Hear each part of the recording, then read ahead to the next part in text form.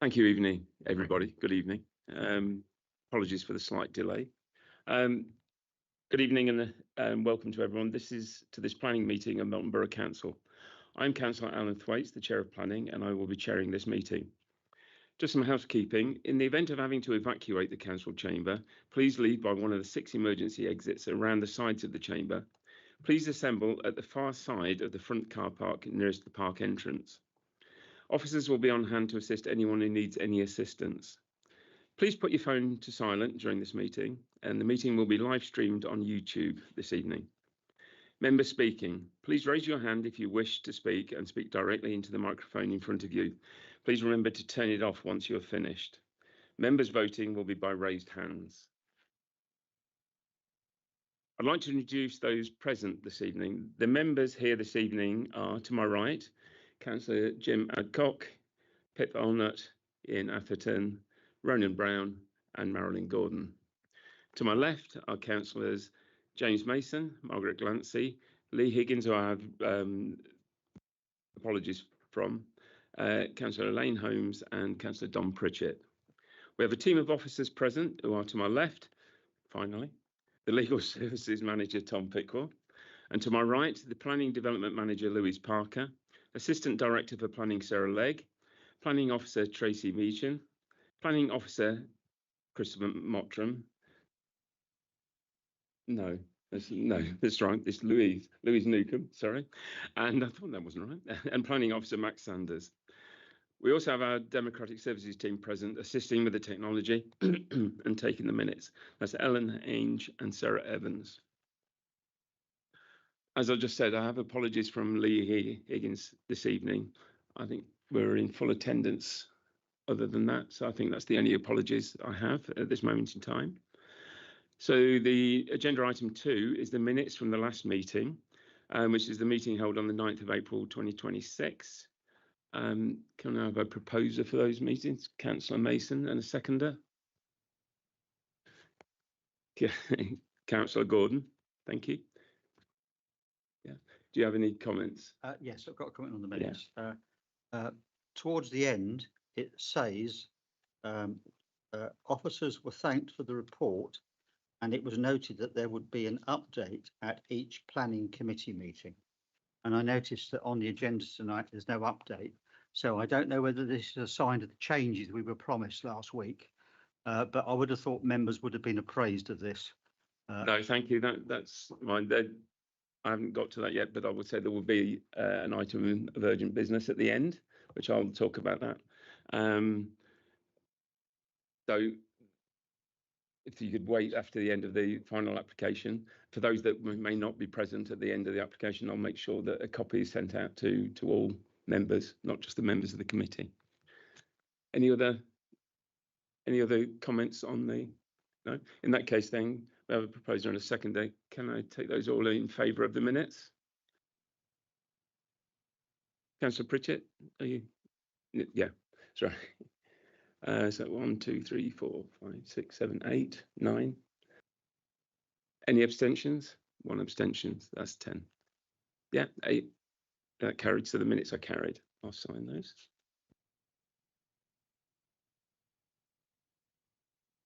Thank you. So item 3 is declarations of interest. Members to declare any interest as appropriate in respect of items to be considered at this meeting. Councillor Brown.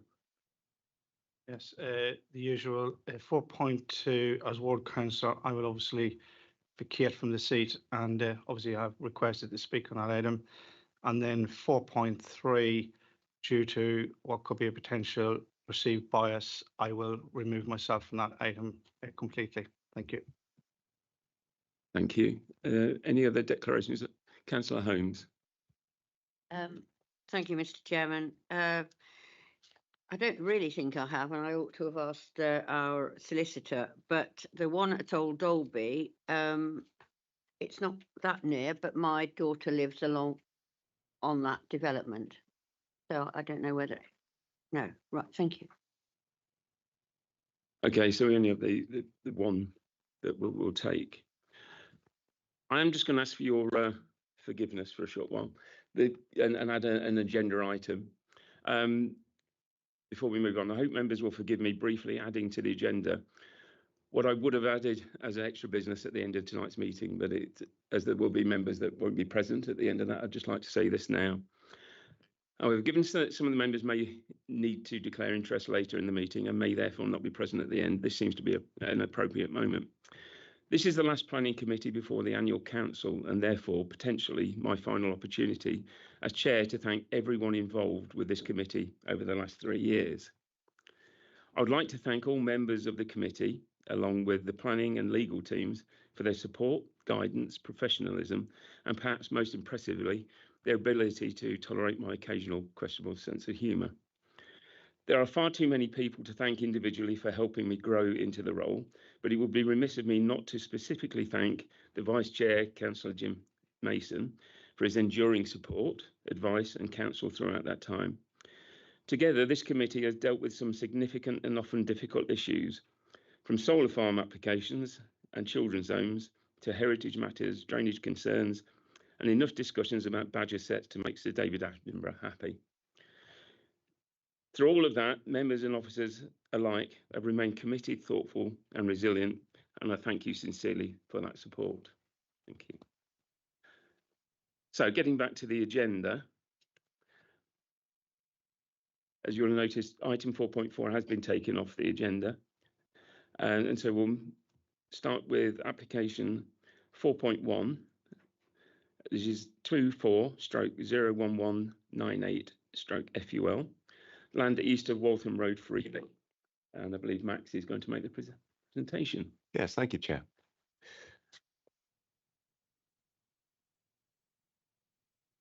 So we can see here the site location plan outlined in red with the 2 access points to the highway, Waltham Road, to the left.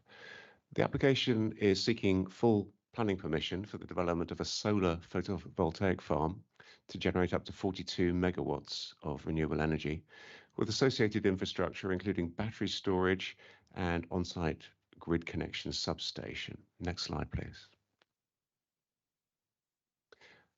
These 2 aerial photographs show the site. The photograph on the left outlines in red the whole of the application site.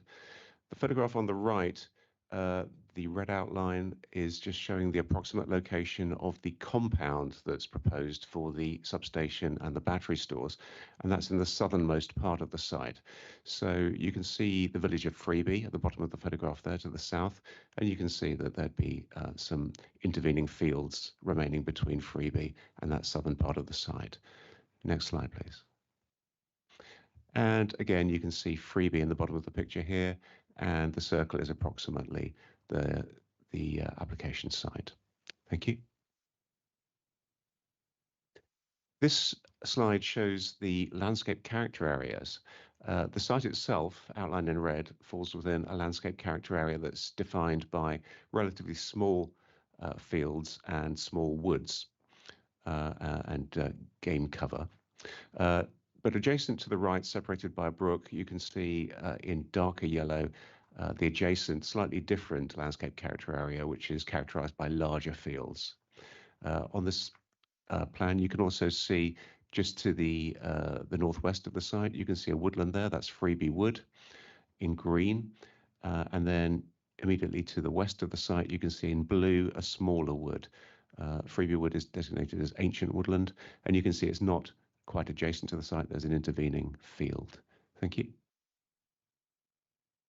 Now, Freeby Village is a small village. It's got approximately 25 homes in it and a church of St Mary, which is Grade 1 listed. You can see a pointer to it there.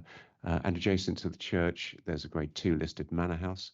And the whole of Freeby is designated, or the Freeby's village centre is designated as a conservation area.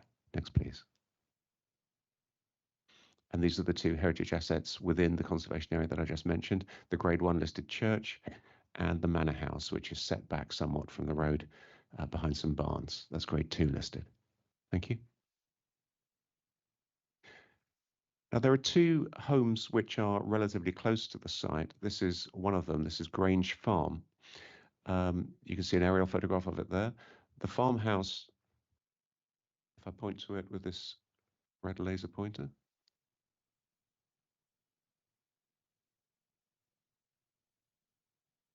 Sure, yes. Farmhouse is there with trees around two sides of it, and more modern agricultural buildings are behind it. And if you look at the top photograph, you can see the village here, Grange Farm is here, and I've drawn a purple line to show the corner of the site there. So you can see there's an intervening narrow field between the farmhouse and the corner of the site. Next, please. The other home, which is relatively close to the site, is this one. It's an isolated house called Freebie Lodge, and this is over on the other side of the site, the western side. And again, you can see the house here. This is Waltham Road. The house has its own private driveway, a long private driveway that leads up to it. The house backs onto this wood, and the front windows of the house are facing south. And if you look over to the right, you can see again the house where the red arrow is pointing, and you can see that it doesn't directly face the site. A 45-degree view from the windows might take in part of the site, but those blue shaded areas within the site are areas that would not have solar panels on them. They would be left as wildflower meadows. Next, please. There are no public rights of way within the site itself, but there are two nearby to the north of the site. You can see in green there's a bridleway, part of which runs adjacent or just outside the northern boundary of the site, and further to the north in pink, you can see a public footpath. Next, please. This is a photograph that I took last year of one of the existing solar farms that we have within the borough. This one is at 6 Hills. And this is just to illustrate and to remind ourselves of what a typical solar farm looks like. As you can see, the solar arrays have grass growing around and underneath them. And that's a typical type of fence. That's called a deer fence. And it's a wide gauge wire fence between timber posts, 1.8 meters high. It doesn't obstruct views, you can see through it. And in the right-hand photograph, you can see a typical CCTV post as well. Thank you. This is the illustrative site layout plan. It was revised in February. This is the revised version. You can see in mauve running horizontally across the site, there's an empty corridor that would not be developed. That mauve corridor is because there's an underground gas pipeline running there, which has to be kept clear of. And you can see shaded in blue there the areas where the solar arrays would be placed. The reason why the application was amended in February is because it had been discovered that there are some areas of the site which are archaeologically sensitive. That was discovered at the end of last year when archaeological trenching works had been carried out, and the site plan was revised to avoid those archaeologically sensitive areas. You can see that there are some white areas which would not be developed. Thank you. When the site layout plan was revised in February, the compound was amended. On the left, you can see the original design for the compound. On the right, you can see the revised version that was submitted in February. You can see it's been moved slightly northwards. The reason for that is to allow more space between the compound and the boundary of the site, so as to allow the planting of a row of trees, native woodland trees, along the southern boundary. Previously, there wasn't enough space to include that, so the compound's been moved north to allow space for that. You can also see that it's shrunk in size and that there are fewer battery stores proposed. There are now 8 battery stores proposed, but it would have the same storage capacity, and that's because originally when the scheme was designed, it was a few years ago, there have been developments in efficiencies of the technology since then, and it's possible to get the same storage capacity in fewer battery stores. And in red, you can see the substation building. The circle is a water tank for firefighting. Next, please. And here you can see the illustrative landscape strategy plan. Now, on this plan, the blue denotes those parts of the site that would not be developed. They total 11 hectares out of the total 81 hectares of the site. Those would be left as meadows for biodiversity enhancements, ground nesting birds, and wildlife generally. They would not be developed. Thank you. A councillor asked me to show this slide, and hard copies have been distributed as well. This is a map that we've had prepared as a council just to keep track of where we are with solar farm applications within the borough. Those that are shown in red are those that are operational. We have 3 that are operational at the moment. These are detailed in the report that you have.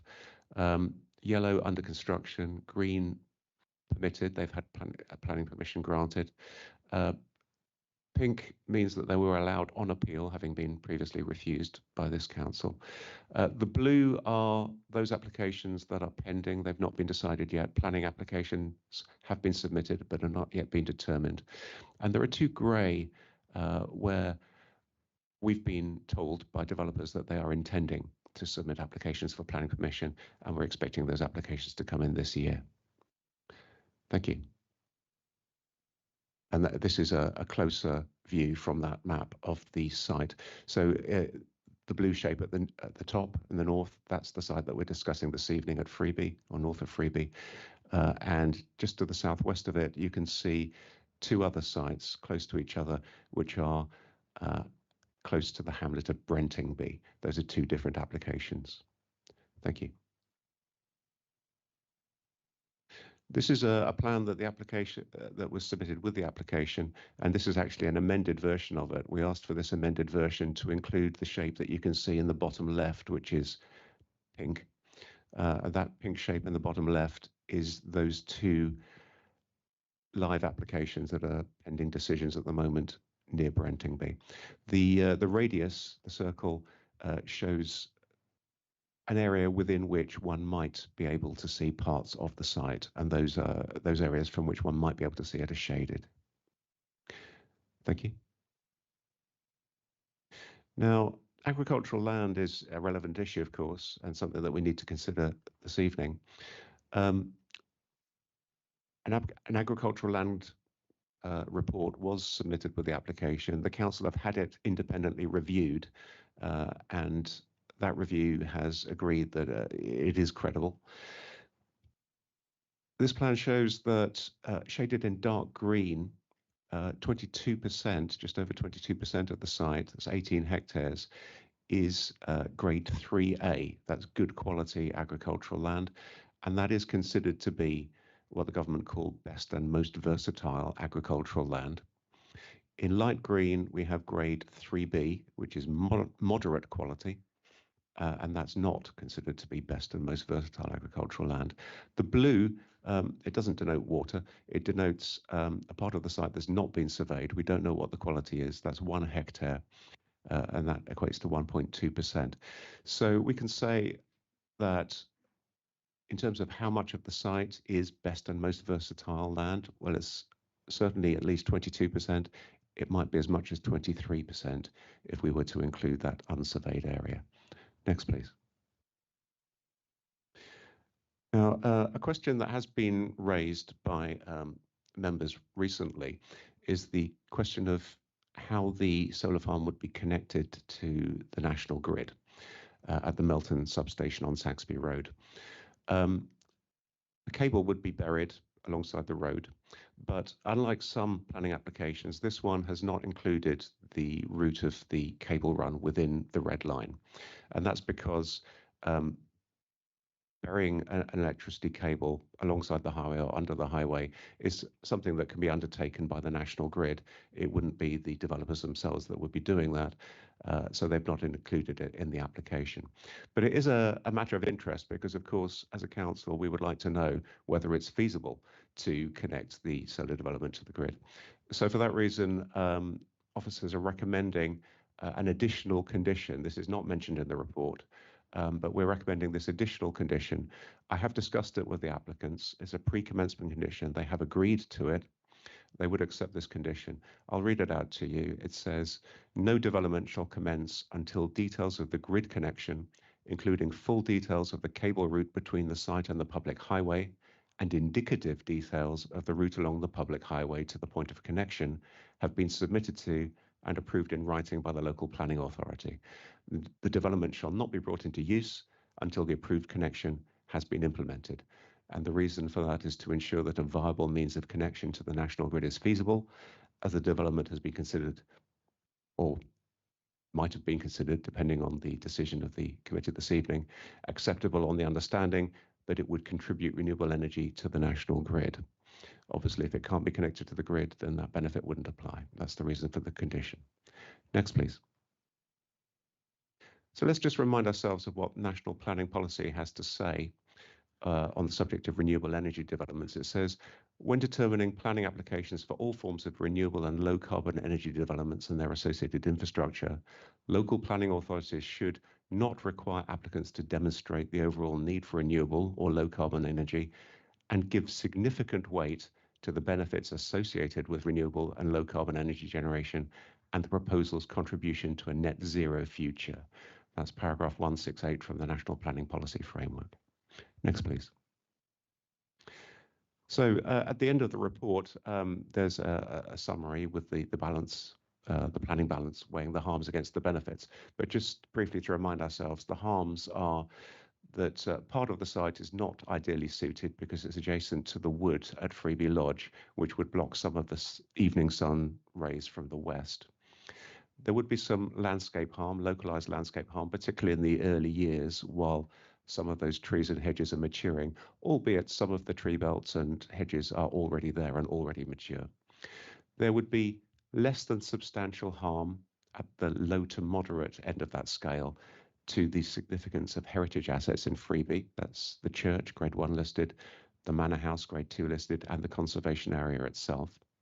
There would be some harm to outlook from Freeby Lodge and Grange Farm. And of course, there's the use of grade 3A good quality land, which is certainly 22 and maybe as much as 23% of the site. On the other hand, we do have the benefits, which are principally 42 megawatts of renewable energy to prevent pollution and combat climate change. The benefits in terms of national energy security, because this would be domestically produced energy, reducing the need to import fuels from abroad. The permissive footpath would provide a new link from east to west across the site for walkers. The ecological enhancements and biodiversity improvements, local economic benefits, particularly employment during the construction period, resting the soil for 40 years, whereas it has been farmed, and benefits of beekeeping as well. So the recommendation of officers is that planning permission be granted subject to the conditions that are listed at the end of the report and the additional condition that I've shown on a slide, and subject to a section 106, which could be a unilateral undertaking, and that's to secure the permissive footpath. The reason for that is that a few meters at the eastern end of the footpath would be outside the red line, so it can't be conditioned, it needs to be controlled through a section 106. And that concludes the presentation. Thank you, Chair.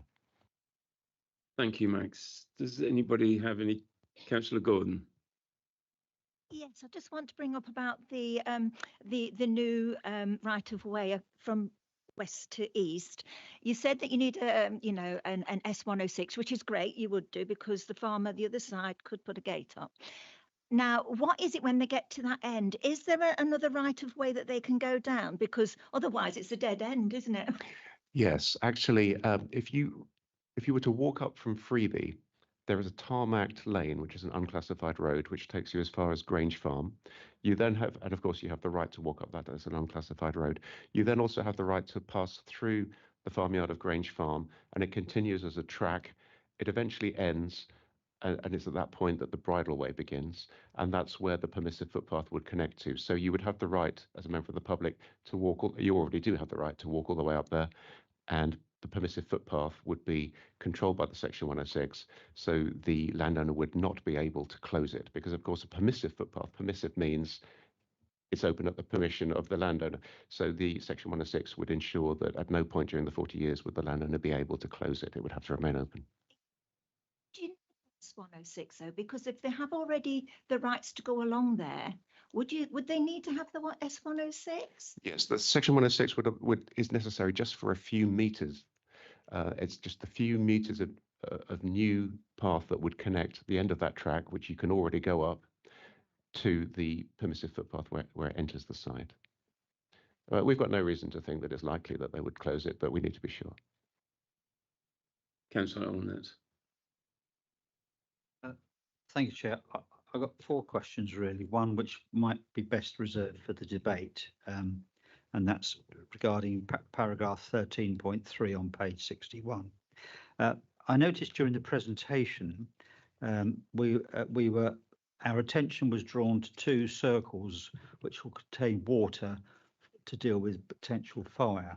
Now, it's just a quick question. One doesn't normally use water on electrical fires in any circumstance. So the question is that water reservoir for dealing with fires, is that for fires other than the electrical equipment? In other words, are we expecting the potential or the possibility of a fire to the surrounding foliage or buildings or whatever? I mean, that's the technical question, if you like, because I'm used to using foam with that. Oh, you can answer that one straight away. Yeah. Okay. Thank you. It's a good question because actually, I've not seen an application for a solar farm before that's had a water tank for firefighting. This is a first for me. It's not something that we requested. It was included from the outset with the application.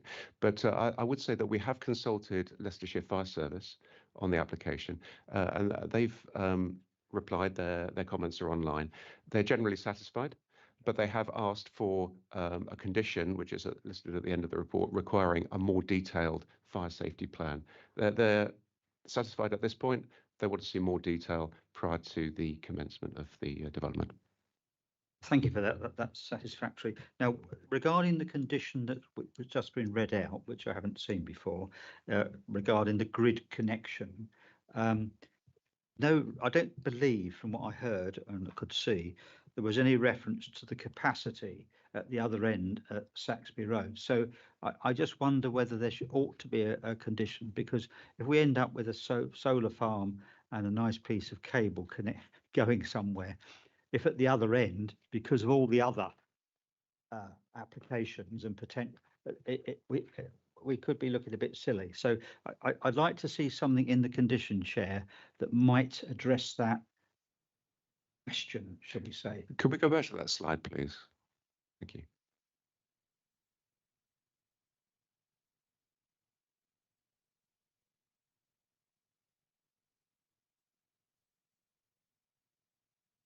That's it. Good. That was it. That's the one, yeah. A solar farm developer is not going to build out a solar farm without an agreed contract with the National Grid to provide that amount of the specified amount of energy. And the reason why they're proposing 42 megawatts is because that's the capacity that's available at the grid, which has been agreed with the National Grid already, what's called the distribution network operator. So there is no risk that a solar farm would be built and then they would find that they couldn't connect it to the grid. It doesn't work in that order. My other point was regarding the map, the plan that I've seen tonight. When we've discussed solar panels in the past, we focused on the incremental impact of one after another, and that's been a concern. And how many blobs do we have to have before we say we can actually say no? But the question, Chairman, is this: we're invited to look at the plan of potential solar panel farms. So my question, I don't know whether this is to the planning officer or the law officer really, but are we in our own minds in assessing the incremental impact of this particular solar farm permitted to take into account applications that have not been made, but which the officers think are going to be made? So that's the question. Yeah. Sorry, Max. Yeah. We can certainly consider cumulative impacts of this application with other solar farms that exist, other solar farms that have been granted planning permission, and even other solar farms which are pending a decision where the council hasn't yet determined them. And part of the report does indeed deal with that. We had the landscape and visual impact assessment independently reviewed by our own landscape consultant, and his conclusion was that the nearest solar farm developments to Freeby are actually ones which are pending a decision. They haven't been determined yet, and those are the two at Brentingby. And his view, which I've quoted in the report, is that there would actually be no significant intervisibility between them. But to answer your question, could we also consider the two that are down near between Burton Lazars and Stapleford, where we've not yet received applications for planning permission? No, we couldn't, because no application has come in yet. It's possible that it never will. So we can't take those into account. But I've mentioned those because it's a matter of public record that the developers are intending to submit applications. Councillor Mason. Yeah, thank you, Chair. Just a question. I apologise for bringing it at the moment, but I think I need a clarification before I develop this in the debate. And depending on the answer, then I should come to it. Within your report at 10.136, you make reference to the land classification and that the conclusions are credible, and a consultant said that they were credible and etc. Yet when I turn to the consultant's report, and I think that's PMG, is it? I think or some such outfit, a PAG. On page 5, I believe, paragraph 12, they then go on to say that they would have liked to seen other issues clarified, and they can come into, and that really does impact on the proportion of 3A and 3B. I just wonder whether that was ever acted upon, or whether they did come up with, whether the applicant did send in the additional information requested, and did that, and did our consultant review it? That's a question I'm asking. I've not got that in front of me, but as I recall, the additional, thank you. I seem to recall the additional information was to do with the accreditation of the person who'd carried out the work, and it was a while ago, but as I recall, that was submitted. Yes. If I can just clarify that, there is a 4 points actually, and A was the accreditation of the people carrying it out. There's also a line in there which says that under guidance that auger boring schedules should have been provided as well with photographs, and that would have absolutely defined the proportion between 3A and 3B.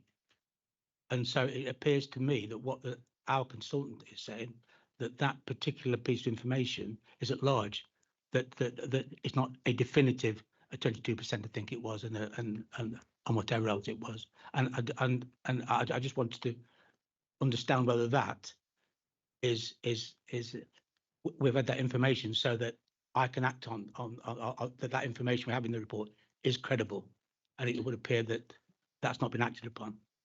Some time ago, but as I recall, there was an exchange of emails in which some further information was submitted about the accreditation, which was accepted. What we've not received is we still don't know the grade of the missing 1 hectare. That's not been submitted. Sorry, Chair. I accept that, but to me, the way that this is framed by our consultants, they're not. That they'll accept it's 3A, 3B, and that's not a problem. So the note in your report is correct. However, the proportion is not accepted, and that makes a tremendous difference when you're weighing up the balance. Sorry, Chair, I'm entering into debate now. I don't want to do that. I just want to know, has that been established? And answer is no. So I'm happy with that. Thank you, Councillor Holmes. Thank you, Mr. Chairman. First of all, I do hope people can hear, because I have a difficulty in hearing. And if we have the mics, can we talk into them, please? That was just a little thing. Another little thing is it's 80-something hectares. 80-something hectares doesn't sound a lot, but it's nearly 200 acres. That is quite a lot. But the main thing that concerns me, we have the gas pipeline going through a farm that we own. It is incredibly dangerous. Not a bit dangerous. It's incredibly dangerous. Our farm is, and so Is this all a I'm question for asking- clarification? yeah, it is for clarification. And so I just hope that this is being looked into. The reason why I'm saying this is because our farm is only about half a mile from Melton. And when this was probably going to be messed about with, somebody was digging, etc., they said if this actually anything happened to it, it could kill most of the people in Sorry, Melton. what is the Is question? that serious? So What is this the is why. question? That was why I'm asking the question. Has it really been looked into enough? Thank you. Yes, thank you. Amongst the consultees were Cadent Gas, who owned the pipe. They were consulted, they responded, their comments are summarised in the report. Their summary was that they were satisfied that the development wouldn't impact on their pipe, and that's because, as you saw on the plan with the mauve buffer strip, there's a clear corridor over and either side of the pipe that would not be developed. There would be nothing built there and nothing installed there. They also advised us that we should consult the health and safety executive, which we did. That works in a slightly unusual way. With the health and safety executive, rather than us sending them an email and them replying, we have to do it through an automated system, which automatically generates their response of whether they object or not. And the response generated was that they had no objection.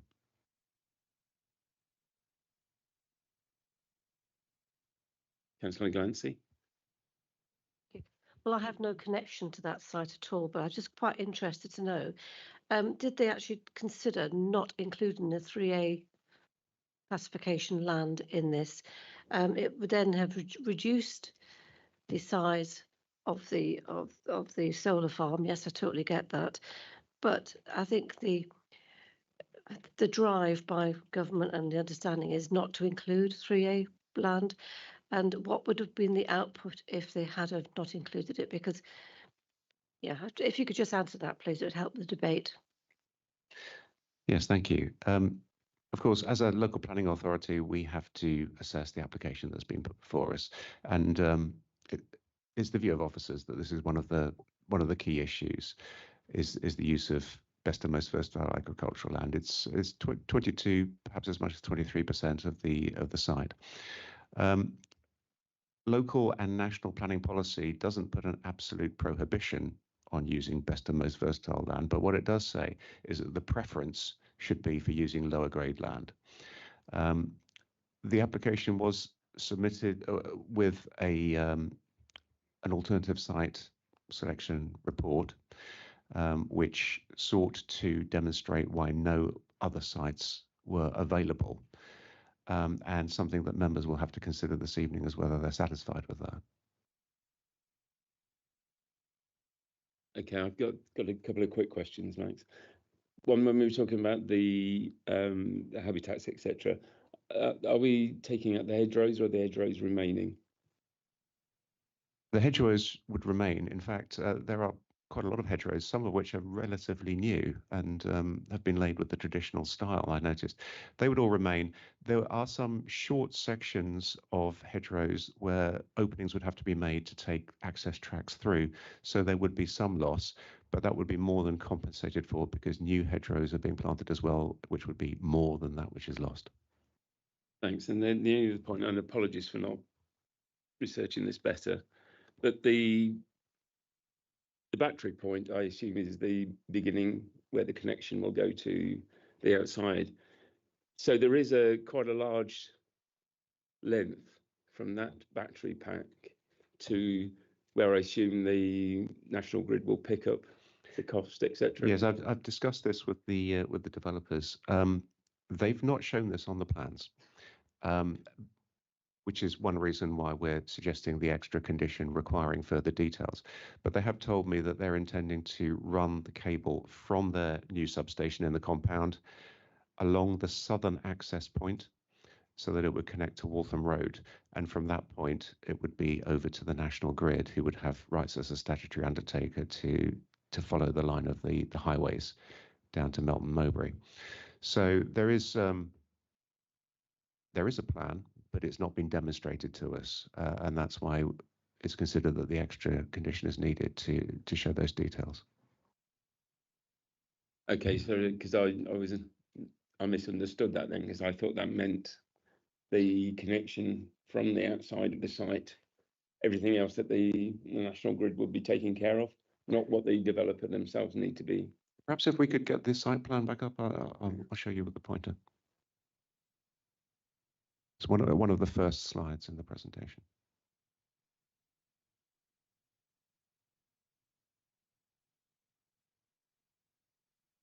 Right back to the beginning. Okay. But keep going. Stop there. So you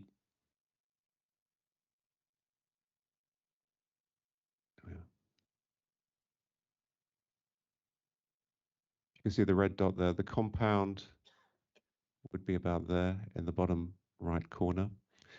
And this is the southern access. So a new substation will be built there. Substations are always built with solar farms, a small substation.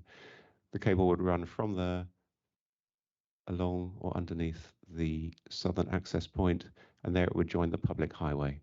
And from that point onwards, it would be over to the National Grid to lay it. But as I say, we haven't had a plan to actually show us that.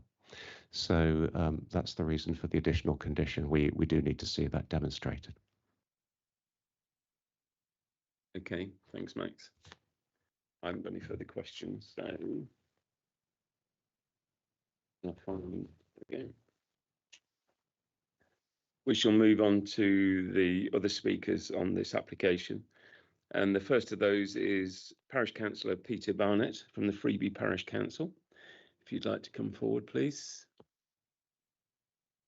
Thanks very much for joining us this evening. Hopefully you've been given an instruction on the microphone, etc. When you're ready to speak, please start speaking. You'll have 3 minutes. We'll give you a 30-second warning before the end. If you could start to close at that point, that would be very much appreciated. So whenever you're ready, please start. Just press the little face so the red light comes on. That's it. Good evening, Mr. Chairman and members of the committee. I am representing Freeby Parish Council, who strongly object to this application for the following reasons. Parish Council conducted a survey of parishioners, and 87% of the respondents were against solar on farmland. As all the residents of Freeby are tenants of the landowner, some were understandably concerned about commenting. There seemed to be overwhelming support for this application, but this is due to a PR exercise undertaken by representatives of the applicant who canvassed people outside the parish of Freeby. Most positive responses appear to have been written in the same hand. In 2023, Sir Keir Starmer made a promise to the NFU to protect the rights and livelihoods of tenant farmers against solar energy projects, yet 2 tenant farmers stand to lose half their land. If this application is approved, it will result in the destruction of their traditional mixed family farms that have been nurtured for generations. They have been offered lower quality land away from their holdings, adding to their overheads. Surely this land would be more suitable for a solar farm. Under current land classification, nearly a quarter of the site is BMV land in contravention to MPPF paragraph 187. The last update of the land classification system used data from before 2010, so it takes no account of how the land has been cared for over the years. We therefore insist on independent land surveys conducted across the site. In contravention of EN2, the 6-foot high boundary fence will not be beneficial to large wildlife such as roe deer that inhabit the site. The British Ecological Society has conducted a survey and found that bat activity is negatively affected by solar panels. Has a bat survey been conducted? After a few years, little will grow under the panels due to the shade created, diminishing the biodiversity net gain stated. Grazing sheep under panels is not commercially realistic and comes with its problems such as shepherding and gathering. Even with sheep grazing, the site will become a monoculture and not as environmentally beneficial as the current well-managed mixed farming rotation. Planning guidance clearly states that developers should utilise industrial, brownfield and contaminated land first, as stated by the Minister of State for Energy, Michael Shanks, in a letter to the MP for Sleaford, Dr. Caroline Johnson. The access road is not suitable for numerous large vehicles, as it is a single track lane with limited passing places. Ironically, the landowner will not allow panels on the majority of his properties. If this application is approved and the applicant's true aim is net zero, will all the delivery and construction vehicles be fuelled by renewable energy?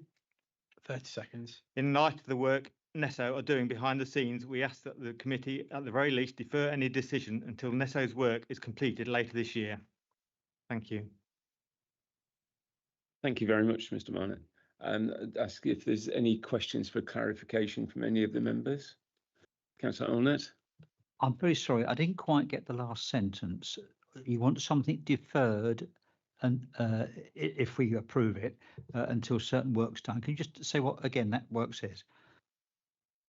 In light of the work NESO are doing behind the scenes, we ask the committee at the very least defer any decision until NESO's work is completed later this year. NESO, the National Energy System Operator. Thank you very much. That's, can I ask another question, Chair? So if you can turn yours off. It's around the issue of tenant farmers. Now, obviously, as a planning committee, we can't interfere with the relationship between a tenant and their owner as such. So I'm intrigued to know to what extent the owner has a legal ability to impose this on their tenants. Why don't the tenancies protect you more? Can you explain why that is the case? Because I'm not a farmer, and I'd like to understand why this is happening. I think it may also be difficult for you to answer that question as well, not being the tenant, or so. But please, if you wish to. Yeah, sorry, I think that's beyond my capabilities, I'm afraid. Thank you. Are there any other questions for clarification from the speaker? Councillor Holmes.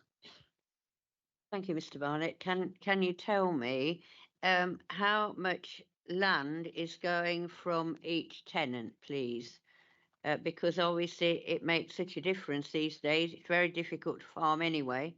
And how much land is going, please? And what are they getting back in return? Thank you. I'm afraid the actual amount of land isn't relevant to the material decision.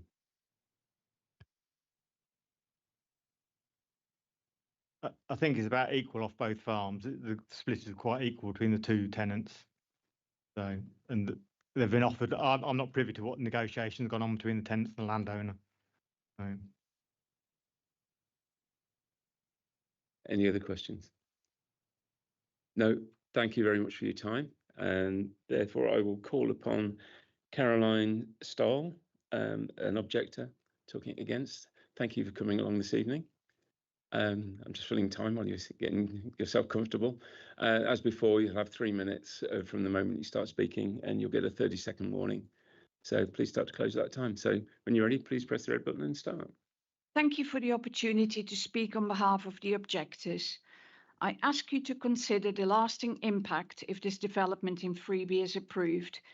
This industrial size development, the size of 112 football pitches, will be here for 40 years. This is not temporary, it is a lifetime.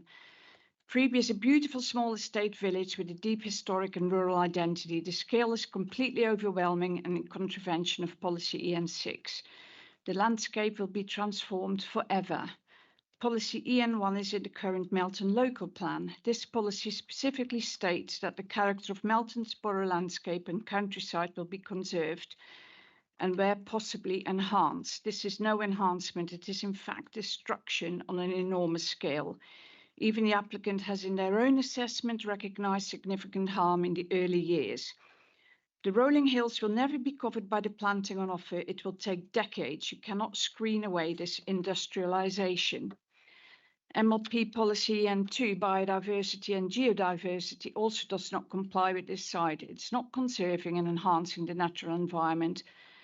Where is the evidence of a 35% gain? And we must ask why in the chosen location, a contravention of policy N5. This site includes best and most versatile agricultural land, land that national policy states should be protected where possible. Lower Grand Lade land apparently is available. We suspect the site has been chosen for convenience, i.e. profit rather than sensitivity. With the threat of war, we must all consider food security. Melton, the rural capital of food, should really take note of this very serious risk.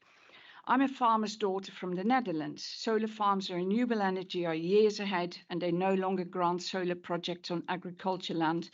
And this even includes unfarmed green spaces.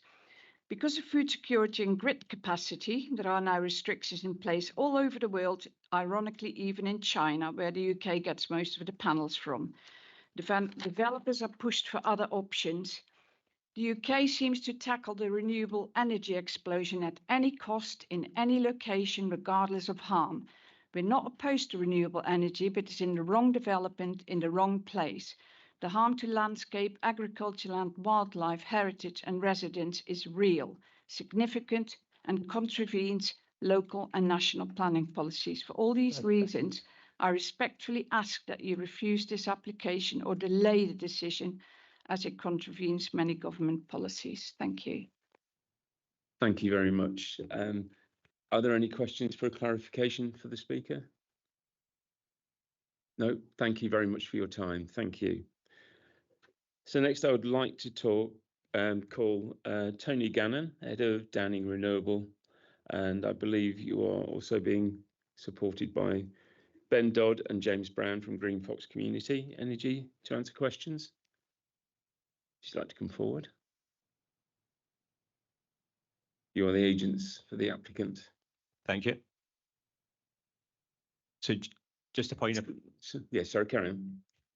Just a point of clarification, James represents the landowner. So there's been some questions about the tenant farmers, so we thought it was appropriate to bring him along. That's good. So as with the other speakers, you have 3 minutes. You get a warning 30 seconds from the end.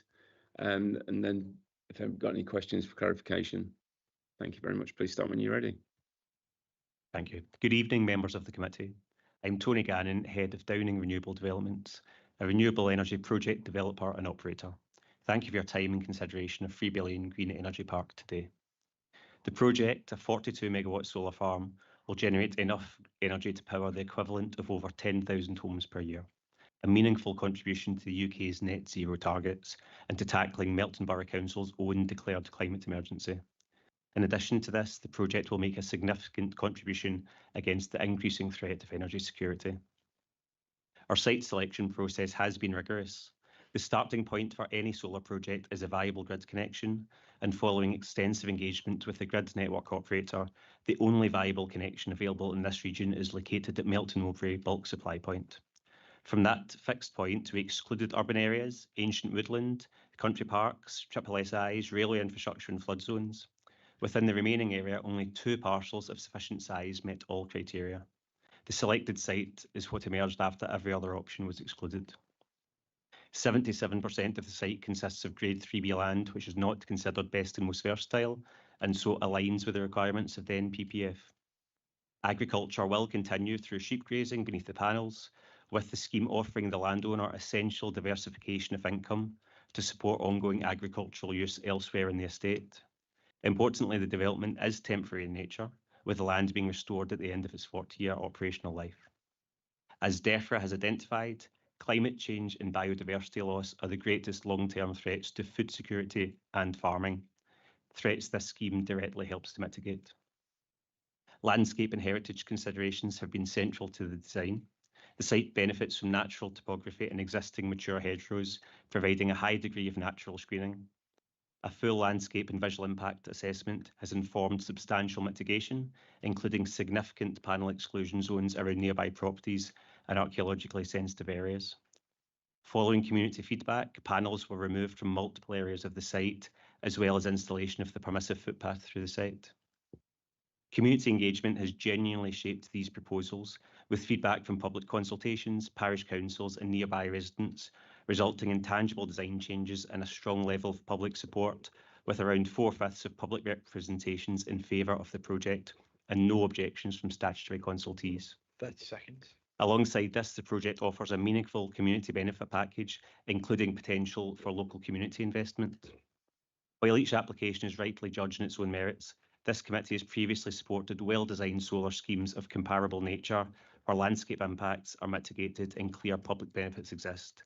This proposal aligns with those decisions, particularly given the clear and urgent need for projects of this nature. Your case officer has recommended this application for approval, and so we respectfully request that the committee follows this recommendation. Thank you. Thank you very much for your time. As for questions for clarification, Councillor Owner. Atherton. Thank you, Chair. You stated in your kind of verbal briefing then that the only viable connection point is the Saxby Road, main distribution point. Given that, and I'm sure you saw the map of all the other solar farms we've got in and around the borough, why is yours the only one going there if it's the only viable connection point? Very simply, when we've been engaging with the network operator, that's the only grid point that has any capacity left to accommodate a solar connection. So there may be somebody that has applied before us in the queue, and then maybe they're hoarding that grid connection, but there's nothing else available. Okay, thank you for that. But can we have those exact words minuted, please? Because I want to use them to defend against future solar farms, if possible. Thank you. Councillor Gordon. Hi. Yeah, this is on page 72B. It's the emergency response plan, in case of a fire and that. So it's to do with the planning conditions. It's the establishment of regular on-site training exercises. I'm thinking of the noise and traffic in respect of neighbours, especially as there are only 1 or 2 people supposed to enter the site once a month to inspect and maintain the site. Now, I assume there is going to be more people on occasion in this site for emergency response training. How will you mitigate this so as not to affect the neighbours? So we routinely, across many of our sites, undertake emergency response drills. They're generally very short in nature and undertaken during daytime to minimise any impact. The level of vehicle traffic is still minimum. You're talking like 3 or 4 vehicles at a time. So it could be for electrical safety training, spill response training, whatever that is, but it's very low vehicle numbers during the day as well. And we're happy to have that including by condition if needed. Actually, on the site, there won't be much noise with people shouting, because obviously training, it's got to be real, hasn't it? Well, feel real, hasn't it? Yeah. Yeah, totally right. But the training is generally in the vicinity of the substation compound, which is where the main hazard is because of electrical safety hazards there. And that is deliberately moved essentially in the site to be away from local receptors such as local properties. Councillor Mason. Thank you. Thank you for your talk. Just one point. It may seem frivolous, but I'll ask it anyway.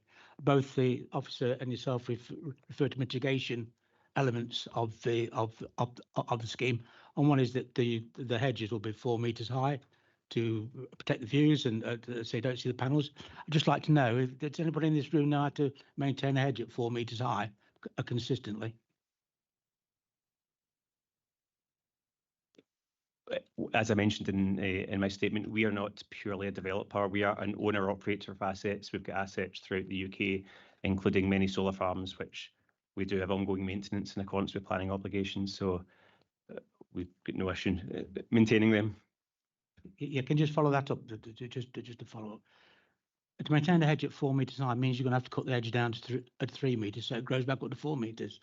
So the mitigation strategy that you're employing is flawed. Now, I have to say, this is not the first time I've mentioned this in this room at the solar farm operators. However, it is flawed because you will see the panels at some point during the year. And I think we should own up to that and be everybody absolutely aware that is what will happen over the years. And it is just, I was just interested to know whether you've got a strategy for maintaining these things at 4 meters high. And obviously, I don't think you have, and that's fine. Thank you. If you'd like me to respond on that point, our visual screening, our landscape visual impact assessment has identified suitable mitigation. Our proposals have been accepted by the council at this stage and they've been verified. So I think that's where we are now. Councillor Holmes. Thank you, Mr. Chairman. You said something that surely won't happen. You said that this power would do however many homes at Melton or around the area. Now, how do you know that your power that you're going to make is going to go locally? So just as a point of clarification, I said the 42 megawatt solar farm will generate enough energy to power the equivalent of over 10,000 homes per year. The impact on Melton itself, as Melton Borough Council has declared their own targets, and so it's purely an equivalent rating. The power will be going onto the grid network and could be used anywhere. Chairman, so what you're saying, it might be anywhere that the power goes to. Absolutely, yeah. No, we're making no commitment that the power itself will go locally. The commitment that we are making, which hasn't been mentioned yet, is through our community benefit initiative. We're committing to installing rooftop solar panels on 5 homes in the local area per year. So over the 40-year project life, that's 200 homes in the local area that will receive direct power from solar panels that we funded at no cost to the owner.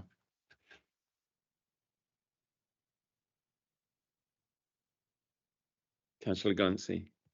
Yes, thank you.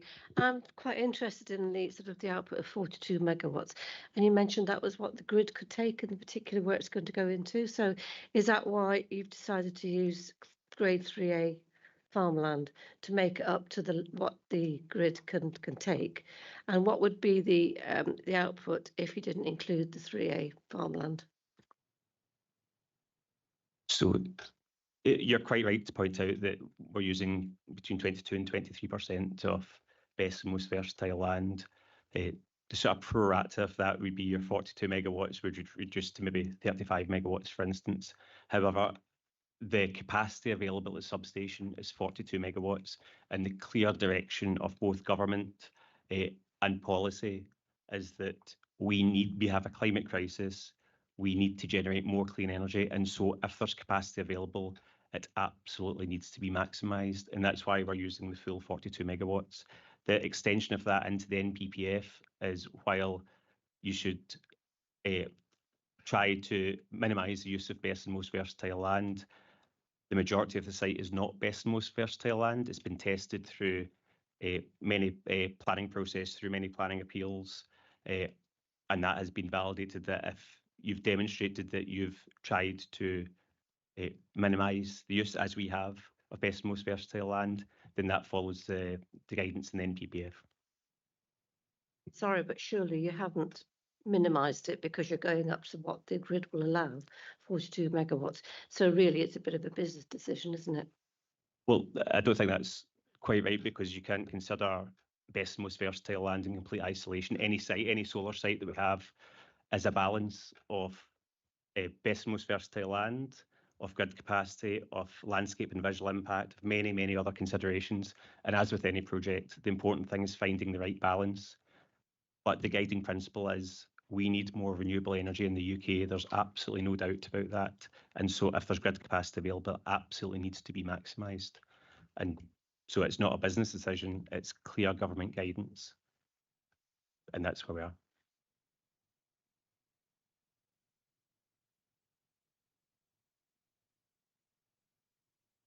Okay. Yeah, yes, sorry. Councillor Arnott. Chair, I've got 2 questions of our friends here. The first relates to the question I asked of the one of the objectors about the relationship with the tenants. Now, what I'm interested to know is, why is it that our tenant farmers are forced, as it were, to accept this new situation in their lives and the lives of their families for commercial gain? Now, what I want to know is, why is the owner doing that? Because it seems to me that the fabric of farming is as important as the quantitative aspects of it.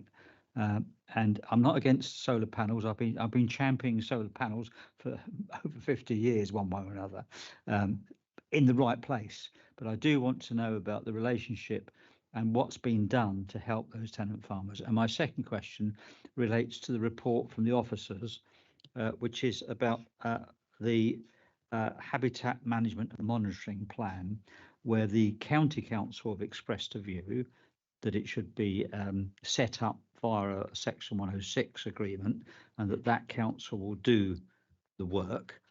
But the officers are saying in the report, it's on page 61, that alternatively, compliance could be monitored by any suitably qualified ecologist whose fees could be paid directly by the operators. Now, if we went down that alternative route, what I'd like to know is how your organisation will guarantee that the work is done, because my experience of some of these conditions is that they tend to wither on the vine as the years roll forward, and we all fall off the perch, and the next generation comes along, and of course we're going through local government reform as well, which means that the filing cabinets will get moved around a bit. So I want to know what your views are on that bit, as it were. Is that okay if I've given you enough info? Thank you. If you wish to pass that to Max, that's more than, yeah. But perhaps I can help to answer that question, Councillor. There is a condition recommended at the end of the report, which is a standard condition that would require a lot more detail to be submitted about the biodiversity net gain improvements that are proposed, and that would be in the form of a habitat management monitoring plan. And this is always required for this type of development that's proposing biodiversity net gain. And what the document would do is it would set out in a lot more detail exactly how the proposed biodiversity and wildlife enhancements are going to be managed over a 30-year period. It's actually 30 years, whereas this is 40 years for the planning permission. That's because of the way the legislation is worded. So the habitat management monitoring plan has to be monitored over the 30-year period by a suitably qualified ecologist. And they would do that by inspecting the site at specified intervals every few years to check whether the proposed biodiversity net gain improvements are actually meeting their targets. So any new hedges or trees that have been planted, are they growing as they should be? Any new grass that's been planted, is it growing as it should be? And if not, what measures are proposed to put that right? Now, any suitably qualified ecologist could do that. We could use the services of Leicestershire County Council's ecology service to do that. And if we were to go down that road, then their preferred mechanism for securing their fee for that service would be through a Section 106. But alternatively, any suitably qualified ecologist could do it, and that could be an ecologist who's been engaged directly by the applicants. But the point is that they have to be qualified to do it, and whoever it is, they have to submit reports to us for our approval on a regular basis. And at the beginning, it would be every 3 years or so, and then it tends to step down to about every 5 years. But it's at specified intervals for 30 years. Okay, that was the second part of the question. The first part of the question, which I have to say is not necessarily a planning condition, but if you're willing to answer, please. Okay, hi. So the estate was approached over a number of months and considered a number of sites.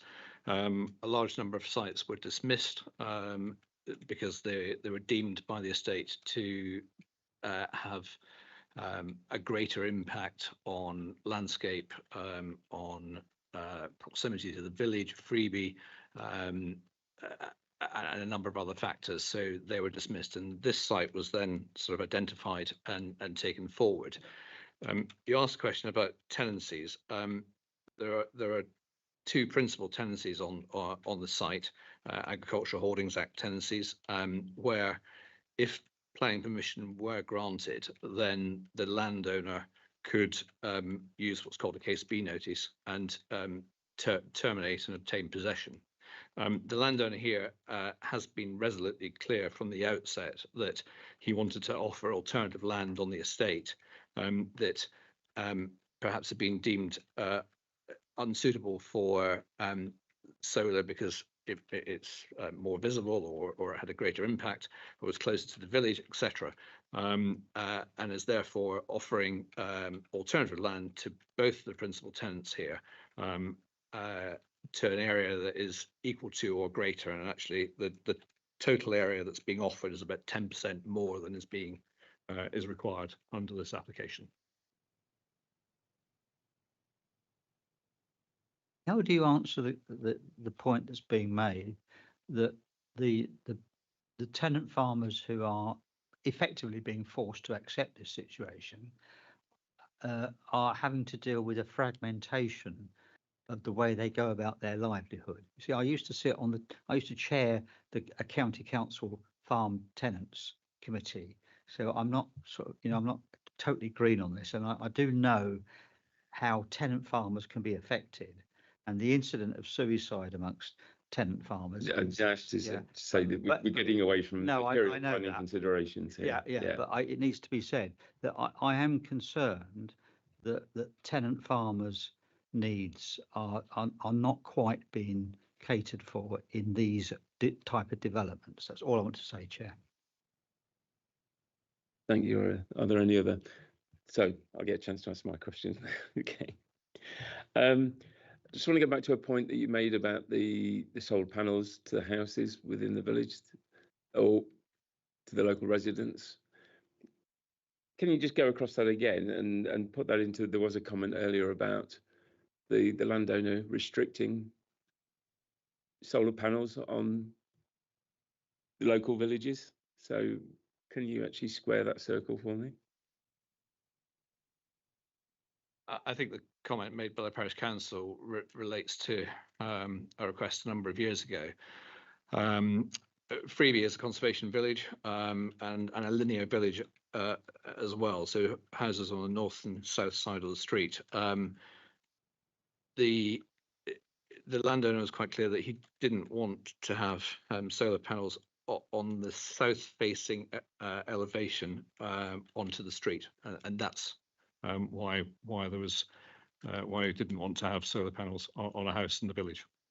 Does that make sense? So that means that, sorry, can you turn your microphone off and get the feedback? Yeah, thank you. So say for 50% of the houses, they're not going to get any benefit from a solar panel, or very minor benefit. I think that is in part right. I think technology has changed, and solar on roofs doesn't need to look like large panels anymore. You can have solar tiles. They're a lot more acceptable. And so you offered, was it 5 houses per year that you would supply solar panels? Is that something that you would be willing to put into a Section 106? I think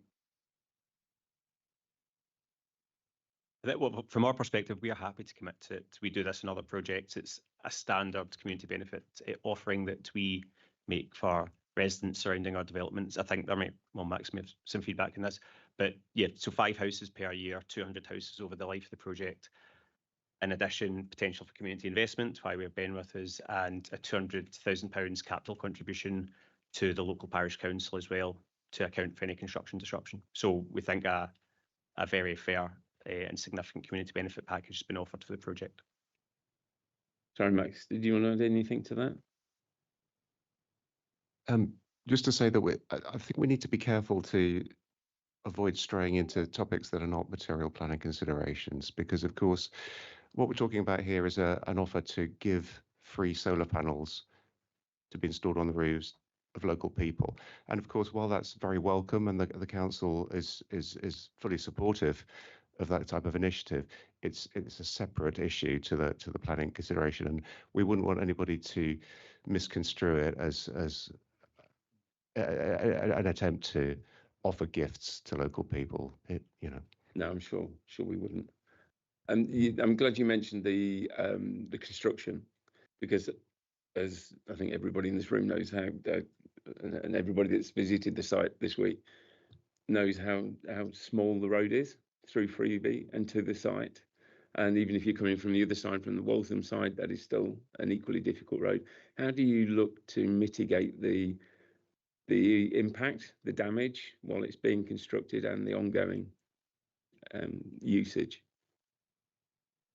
So under planning condition, we've committed to a traffic management plan being agreed with the local authority prior to commencement of development. Part of that will include site surveys and condition surveys of the roads, and then we'll have the obligation to return them to original condition. We've obviously undertaken a traffic impact assessment prior to this as part of the application as well, which has been reviewed by the local authority as well. So as conditioned to ensure that we repair any damage and we act responsibly, and we route our traffic through the mechanisms that we said we were going to do in the first place. Councillor Pritchett. Thank you, Chair. As the officers pointed out, the issue of solar on roofs is not a material issue, but depending on the classification of the area in the building, a planning application may be required, and our own conservation officer might recommend refusal. So I just thought I'd make that point. Thank you for that. Are there any other questions for applicants or his guests? No? Thank you. Sorry.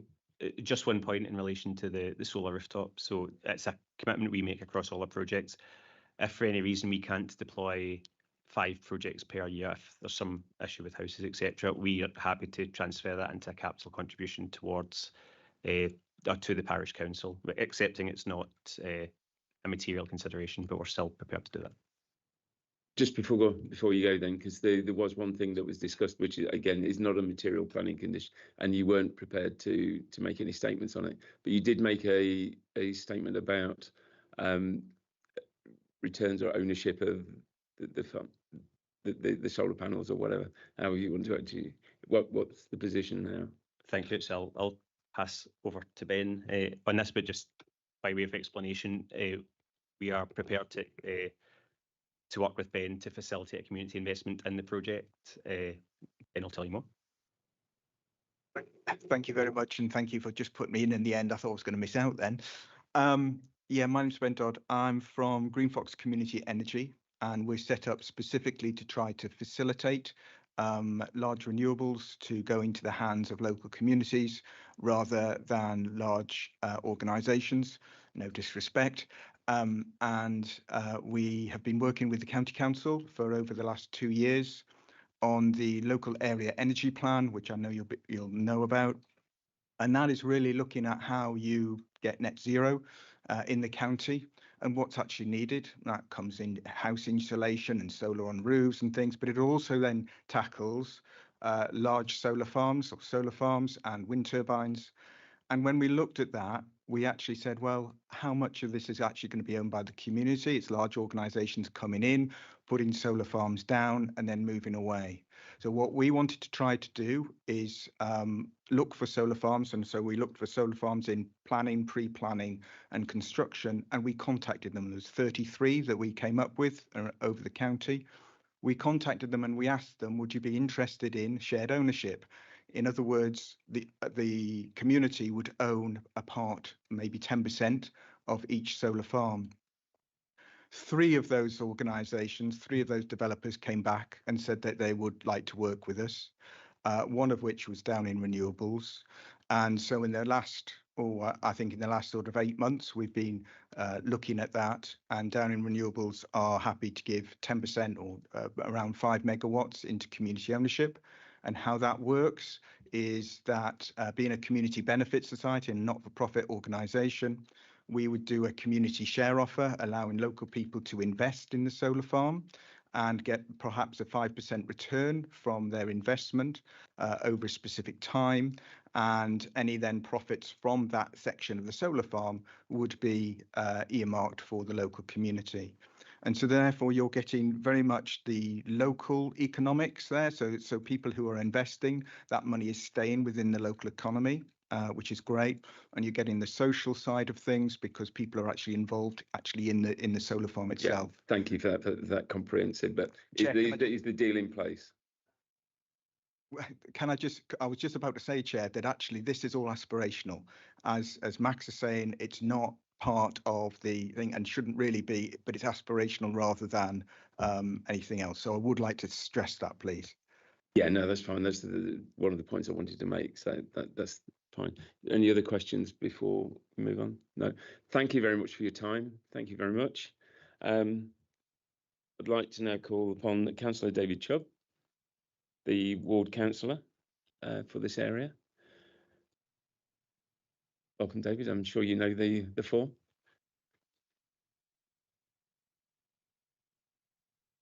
So you'll have 3 minutes, and you'll get the 30-second warning as normal. When you're ready, please commence. Chair, members of the committee, thank you. As the ward councillor, I'm proud to represent an outstanding rural area and the residents who care deeply for it. I do not oppose renewable energy, nor farmers seeking alternative income. However, I have a responsibility to speak on behalf of the community when a proposal is inappropriate and harmful and is contrary to planning policy and government guidance. The proposal industrialises some 70 hectares of open countryside and is an historic area or landscape of exceptional character. The need for extensive screening is in itself an admission of harm. It directly breaches planning policies EN1, EN6, D1 and E10 and NPPF chapters 12, 15 and 16, which require the conservation and enhancement of landscape character and visual amenity. It results in the loss of 18 hectares of grade 3A best and most versatile land, 22% of the site, removed from food production for at least 40 years. National policy is unambiguous. BMV land should be avoided unless lower quality alternatives have been properly assessed. The current Energy Secretary, Michael Shanks, has stated clearly developers should utilise industrial or previously developed land wherever possible, and that lower quality agricultural land must be preferred to higher quality land. There is no evidence that this development followed that requirement. This is not an isolated scheme. There are 4 other large-scale solar farmers coming forward in the vicinity, creating a vast grey mass across Melton's eastern approach. Its cumulative impact again breaches EN1, EN6, D1 and E10 and contradicts the Energy Secretary's own warning that clustering is a growing national problem.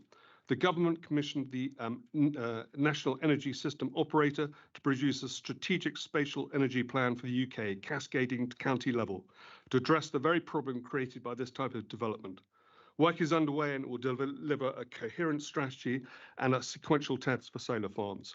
Therefore, approving the scheme now, months before that work concludes, would be premature and contrary to the direction of national energy policy, as well as non-compliant with provisions of the Land Use Framework, the National Policy Planning Framework and Planning and Infrastructure Act. Residents are not reacting with a knee-jerk response. They are deeply attached to this landscape, its history and its agricultural value. They fear, rightly, this proposal raises the openness, distinctness and rural character that define Freeby and other wider Melton areas. Even the Campaign for the Protection of Rural England, which supports renewable energy, has advised this application should be declined or deferred until the regional and county energy plans are completed next year. In summary, it breaches multiple planning policies, it contradicts the Energy Secretary's own guidance, it destroys high-quality farmland, it harms an irreplaceable historic landscape, it contributes to an unplanned cluster of industrial-scale developments, it's premature given the imminent energy plans. I respectfully ask the committee to refuse this application or at the very least defer it until the strategic spatial plans are complete. Thank you very much for your time. Can I ask if any members wish to ask any questions for clarification? Councillor Chubb. Councillor Holmes. Is it possible, Councillor Chubb, to go into the regional plans a bit more? Because I think it really is a very important point.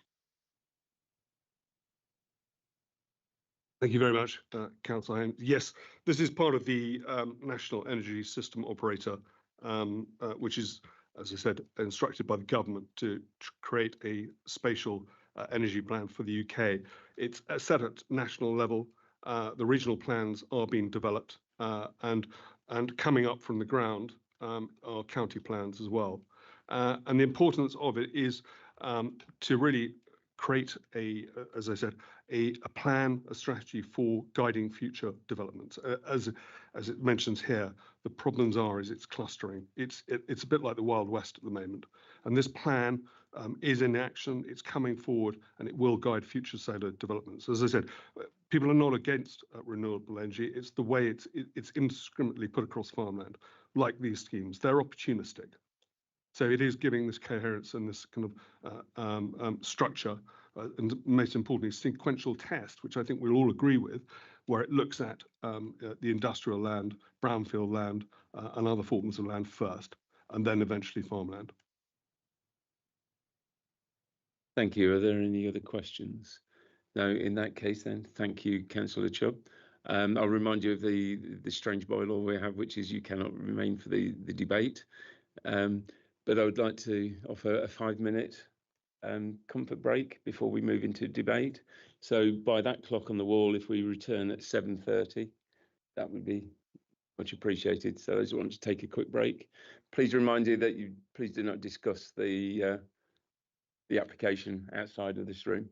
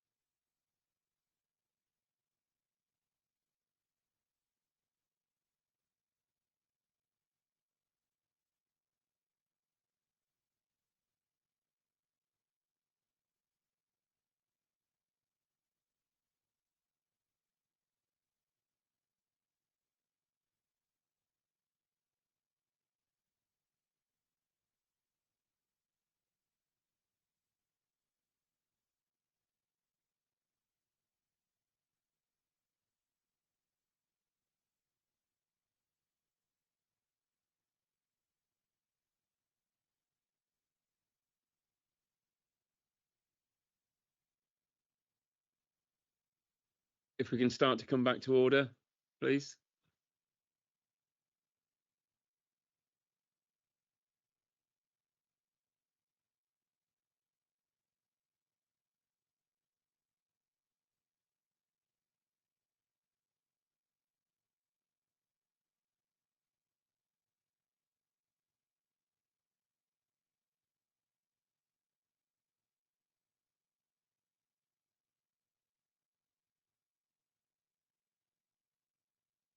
Can we come back to order, please?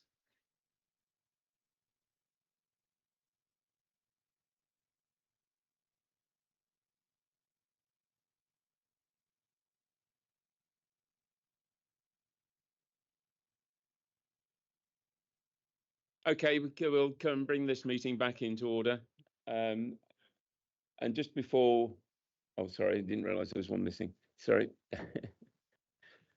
Before we move into debate, I just want to make this statement. I want to remind members that our role today is to consider this application on material planning grounds only. We are not able to debate national energy policy or whether we personally support or oppose solar farms in principle. Our focus must be on relevant planning matters such as landscape impact, highways, drainage, ecology, heritage, amenity, agricultural land, and compliance with planning policy. Strength of feeling alone is not a planning reason for refusal or approval, and non-material considerations should not influence the decision. I fully appreciate there are strong feelings on all sides. This is entirely understandable given the proposals such as this. But the strength of feeling alone is not in itself, unfortunately, a planning reason for refusal or approval. I ask members to keep comments focused, relevant and respectful so that we can reach a sound and defensible decision, irrespective of what our own personal thoughts and beliefs are. So I'd like to open this application for debate. We've now heard all the speakers and Councillor Allnutt.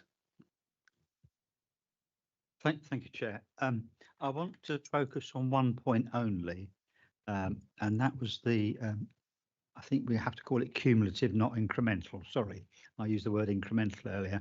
I should have meant the word cumulative.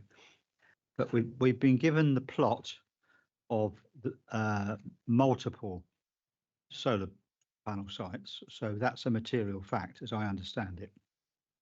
And we've been told in answer to my question that we cannot take into account as yet unapplied for, which is what I would have expected. But we heard arguments put that because of the impending review of the whole situation, which would in fact impact on the cumulative effect, which is a material fact, of this application alongside others, it does pose an interesting question. So my question to the legal team is this: if we took the view that the cumulative effect, which is a material fact, I keep emphasising that, was significant at this stage and is likely on the basis of existing applications to get worse, would we be legally, in terms of our rights and abilities, able to defer this application pending the report? Now, I thought I heard two reports mentioned. It may have been the same thing, and that the review of the deployment of the solar energy report, whatever that's called, I couldn't quite get the wording right, is going to be a year to a year and a half. That's quite significant, and you can't normally defer an application for a year and a half because we get firmly wrapped over the knuckles for doing that. So my question is, are we able, having listened to the arguments, able to do that? Because if we can't, then we needn't even think about it. But of course, it would have an impact. It would have a very serious impact on all the other applications, because we could apply the same argument to all of them actually if we were going to be consistent. So I just want some clarity on that, please. Thank you.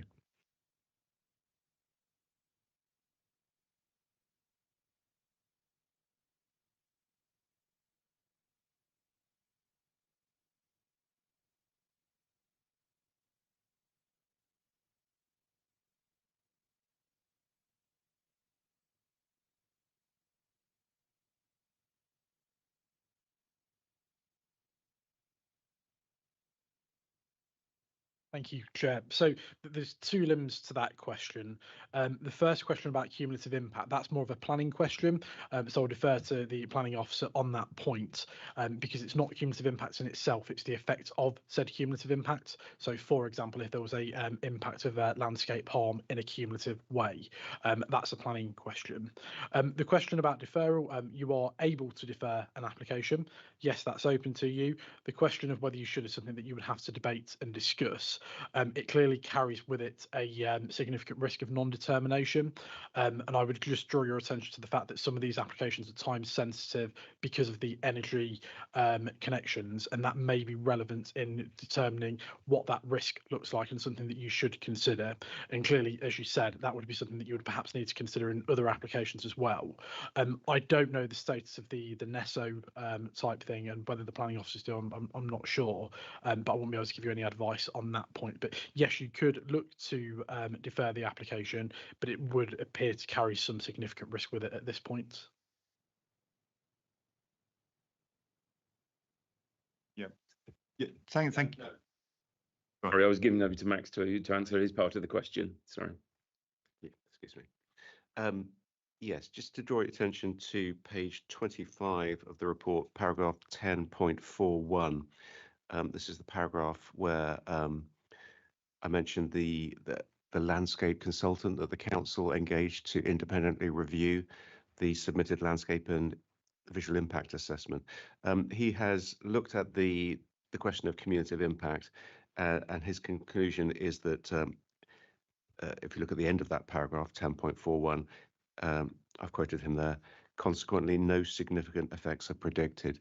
So his view, having looked at the nearest other pending applications, which are at Brentingby, Woodfold Lane and land north of Brentingby, was that there would be no intervisibility with this site, and he's satisfied that there are no cumulative impacts likely of being able to see two or more solar farms simultaneously.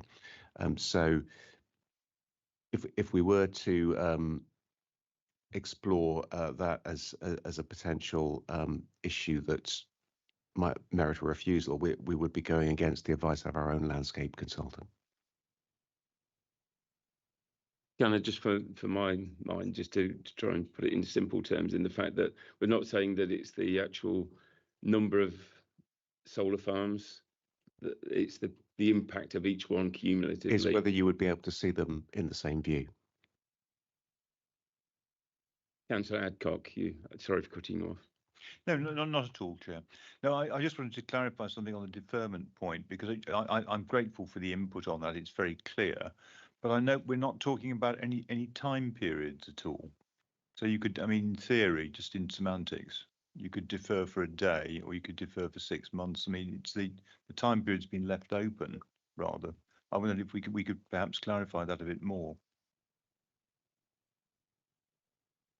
Thank you, Councillor. I don't know what those time periods are, and I suppose that's why I'm giving you that advice, because it could be indefinite.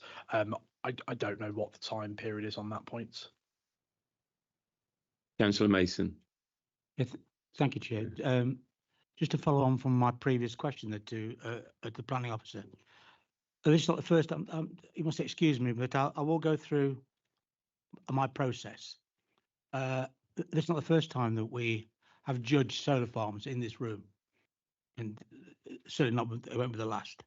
And I go through it in a very systematic way, and I look at all the relevant sections, flooding, heritage, and see whether the report, whether we're in a firm position or want more information. I'm going through that just as a very shorthand analysis. Then when I read the flooding report, for instance, I find that very refreshing, strangely enough, in as much as we're going to carry out infiltration tests. And hopefully the infiltration tests will take place on the leading edge of the panels as well, because that's where the most impact is. But I'm content with the with that.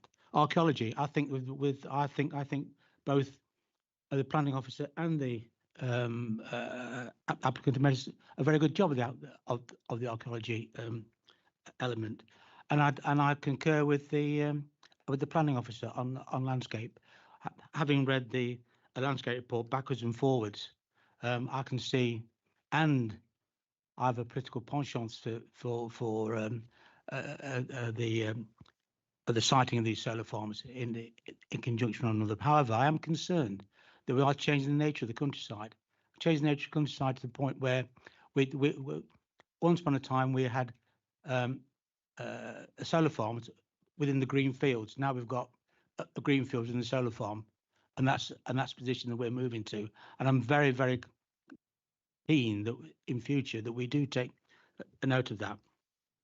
However, moving to the other side of it all, I noticed that to go to my favourite subject, which is over planting, because it's all about numbers. Although there's a very coherent case put up by the applicant on overplanting, it concentrates on the theory of overplanting, not the overplanting itself on the site. So this 40% or 1.4 ratio, there's no substantiation of that, and I can't see where that comes from. And as far as I can see, the legislation requires that within the application. We need to understand and have that checked out. That is that fell out from the long hedge appeal. But where I do start to take issue is on the site selection process. I was particularly heartened by the arguments put forward in the planning officer report. I thought it was well argued, and the conclusion was take no notice of the site selection report because it's got no weight, because there's that many anomalies in it that it carries no weight, and that's where I was coming from. That impacts then back to my original question on agricultural land. There's a disconnect between what's in this report, the planning officer report, and what our own a consultant is saying on agricultural land. My job, as far as I can see, and the planning officer has pointed out, is to weigh up the harm and the benefit. And in these instances, it's always very easy to weigh up the benefit. I don't take any account of bees and grazing because I keep bees. I've got sheep, but so I know all the pitfalls of that. However, in terms of am I absolutely certain that the ratios that we have for 3A and 3B are correct? I don't know. And if I don't know, I can't weigh that up. And if I can't weigh that in the balance, I can't weigh up the harm and the benefit. That's where I'm coming from. And I can't do that because apparently, and I don't know this, that within this paper, which is our consultant's report, if we take note of the consultant's report for landscape, we've got to give equal weight to the consultant's report for agricultural land analysis. And the agricultural, have made on page 5 4 points, and apparently one has been answered. I've not seen that, but no doubt it's there. The last time I looked, there's 135 documents. It just takes some wading through, as everyone knows, and you get a week to do it, along with 2 other applications. But I will point out, this is what it says on C. As per Natural England guidance, the auger boring schedules should be accompanied by a map showing clearly numbered locations. We've had that in the past with other applications that's come through here. It goes on to say, this will aid/guide the review of whether the allocation of grades 3A and 3B is appropriate. This is what the consultant's saying. I don't say it, that's what the consultant's saying.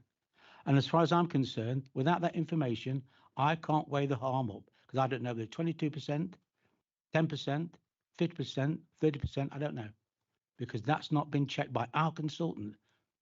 And on that, I'd just like to debate, because where that leads me to is, unless we defer this item and look at that aspect, so we come back to this committee, and I would say that it needs to come back to this committee, then I think that is the route that we go down. We could condition it maybe, but conditions, I'm afraid, don't get us there. But I would like to see the information that's required by our consultants to establish the appropriate gradings for the appropriate land firmly agreed, and currently I don't think they are. And I would like to propose a deferment on that basis until that is agreed. Happy to So second is that a proposal Yeah, for a deferment? I'm happy to second that Propose that, Chair. for the reasons given.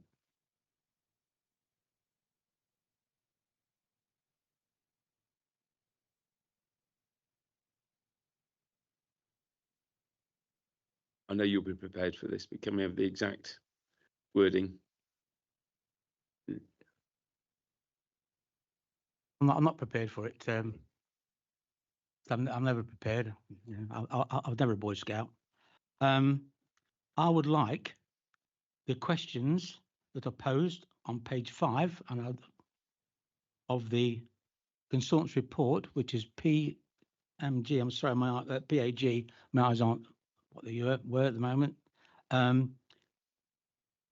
A, B, C, and D to be answered and verified by our consultant and brought back to this committee for review after deferment.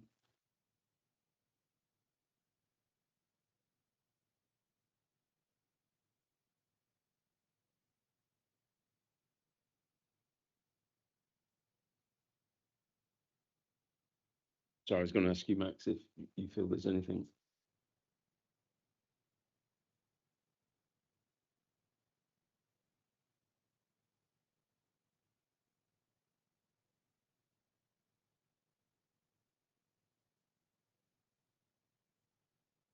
We're just going to take 5 minutes because Max believes he already has that information. So we'll give him 5 minutes to look at that. Sorry, Councillor Holmes, did you want to ask a question? It was only just to say that when Councillor Chubb said that it is being looked at by the government at the moment, wouldn't that also be important to actually go in with the deferral? Because then we could look more deeply into how long this will take, because it's a really important matter where and how we are going to deal with all these applications, surely, isn't it?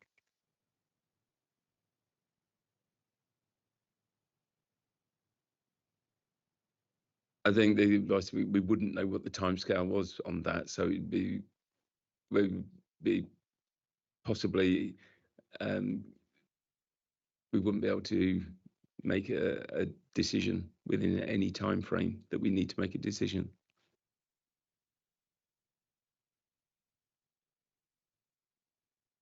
Yeah, as I'm being told, we have to make a decision on the information that we have now. Now, if the information is incomplete, that's different. Yeah. Sorry, Councillor Pritchett, you. Thank you, Chair. While this is going on, or the process of the deferment, did we ought to clear that whether we're happy with all the other parts of the report? And all I can say is, like Councillor Mason, I've been through my own check. Whilst I've not been into the detail on the grading of the agricultural land, it is the one thing I've got a ring round of concern.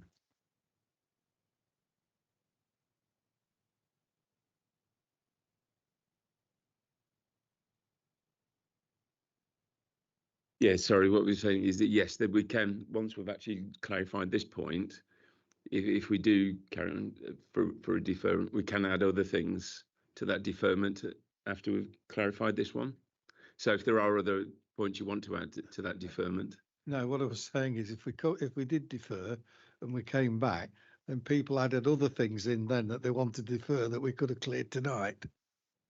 Yes, well, yeah, my thoughts on deferment, that it's only one deferment and it's come back with the set answers, and then we should have to make a decision based on that. Councillor Gordon, you were first, and then Councillor Elnett. Yes, yeah. I have to admit, I do have a problem with the 3A ground being used because it just seems like it's 40 years is such a long time not to use that ground for growing plants and food. And I just believe that, I know it said 40 years rest. Yes, that'd be great. But land doesn't need that anyway. I think, is it every 7 years or every 6 or 7 years? But I have a problem with this. And the rest of the site, I have no problem at all. It's just using that 3A ground. And I just don't think they should do it. If there's some way they could move that to somewhere else, and I don't know how they could do it, but I do have a big problem with that. Unfortunately, the rules, as we know, that the government doesn't actually ban the use of 3A land, and 20% or 24%, whatever it is still, whilst it's the highest one we've ever actually considered, it's not the highest that's actually ever been passed. So it's a difficult. I understand your argument and appreciate it very much, but it's a difficult one as a material planning item for refusal.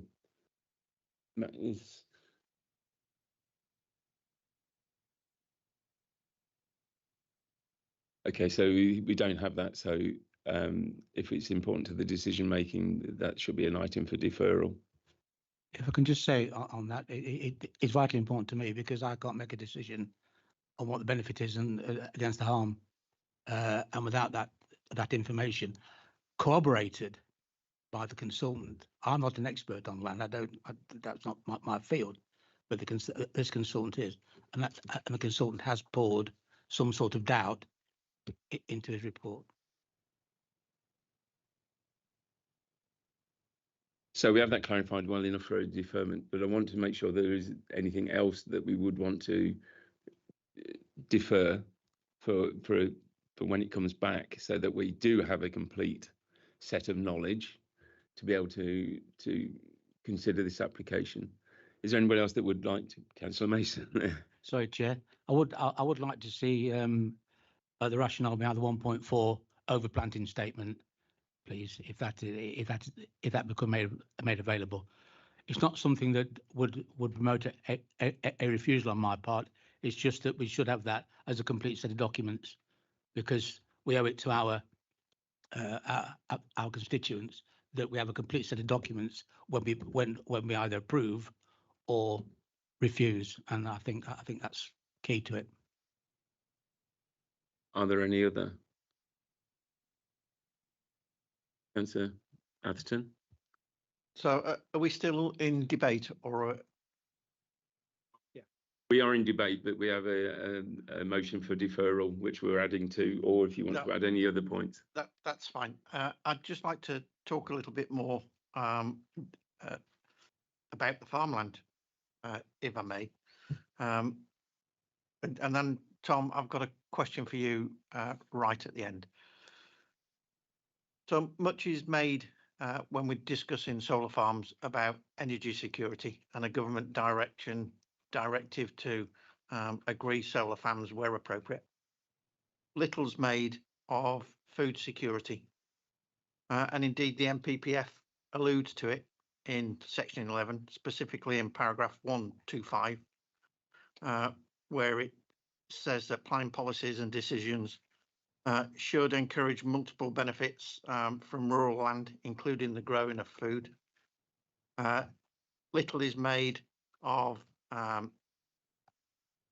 another section of the NPPF, which talks about conserving and enhancing the natural environment, specifically paragraph 187, parts A and B, which both talk about protecting the land, the value of soil, etc., etc. And indeed, the government's own report from DEFRA, titled the United Kingdom Food Security Report of 2024, published on the 11th of December 2024, talks about food security, meaning a diversity of supply sources, etc., and a high degree of sustainability. It goes on to say that 40% of food consumed by human beings in the United Kingdom is imported. Just let that number sink in. 40%. That's a huge amount. So not only do we have an energy crisis, we've got a food crisis. People might remember last summer, yeah, I think it was last summer, might have been the year before, that was unusually hot and dry in Africa. Tomatoes and fruits became in shorter supply than normal because they just weren't produced in the quantity that we've got. As the planet warms up through climate change, as we try to combat that, so our ability to grow food decreases. The more we give up prime farming land, be that class 3A or class 3B, and it might only be 10% in or 20% in this particular instance, but the cumulative effect is huge, and we must take that into consideration. And finally, Tom, I said I had a question for you, and there's something at the back of my mind. When we were discussing a traveller site at Bottisford some time ago, there was a lot of discussion around some kind of agreement between tenant and landowner to change the use of the land. And I can't remember the details, I'm sorry, hence a question to you. Can you remember the detail, and is that relevant to this to give the tenant farmers that added level of protection, please? You're testing my memory as well. I think so. Please don't quote me on it. I think it was an agricultural holding or some sort of agricultural tie that was related to it. And I think, and again, please don't quote me, the advice was it was a civil matter that sat outside of planning, and that the landowners and the tenants could still rely upon that, but it was separate from the planning position, is what I recall. Thank you. Was Councillor Elnett? Did you? No. Were there any other points? Sorry, Councillor Holmes then. Just to go on from that, and I'm so pleased that the councillor has brought that up. This is wheat growing land. I do know it. I know it's wheat growing land. We have got to look, we really have got to look at what we are doing. I don't want to say any more, but I think we've all got to look at what we are doing. All right, you say it doesn't come into planning. Well, it sure would if we hadn't got enough to eat.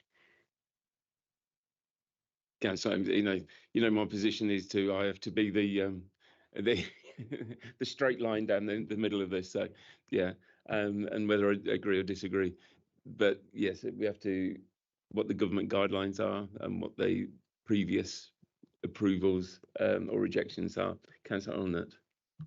Chair, I just want to thank the officers for the report. It was a very thorough, rigorous report. Although we've asked for additional information, it was a difficult read, obviously because of its technical nature, but it was a very good report. And can I just say, I've been earthing up my potatoes today and putting some extra salad plants in between the rows. Thank you for the extra information. So I'm doing my bit.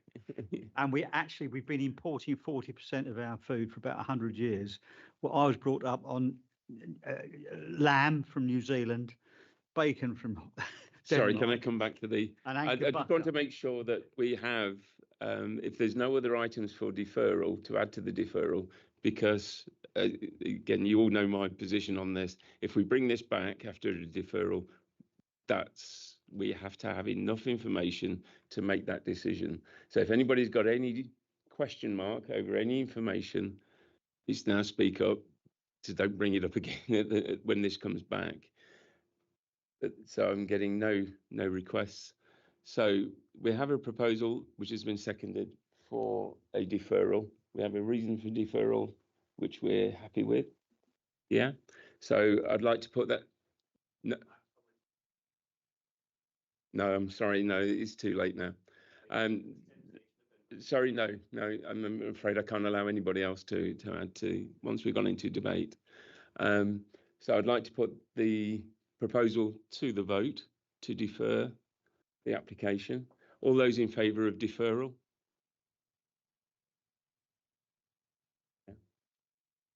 And I will abstain from this one. But thank you very much. So the application is deferred for the reason that we've stated. Thank you, everybody. I'm sure not all of you want to sit and wait for the other two applications, so if you will take a 2-minute break, should you wish to leave the room. Thank you very much for your time, and thank you very much for coming to watch.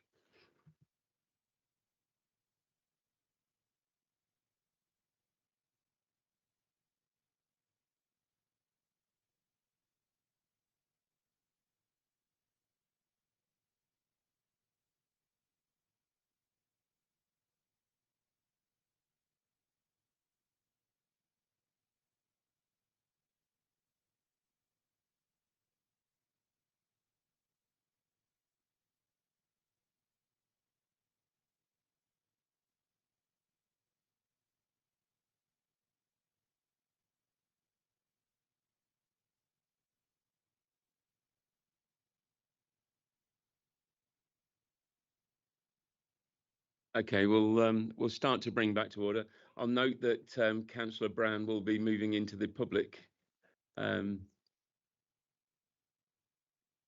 area, as he is the ward councillor.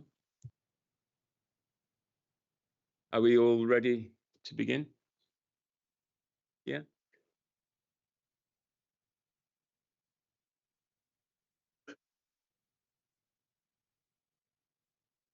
Okay, I'd like to move on the agenda to application 25/00845/FUL. Webster's, it says diary here, but I'm sure it's a dairy. 5 Main Street, Saxelby. Tracy, if you'd, I understand you're presenting this evening.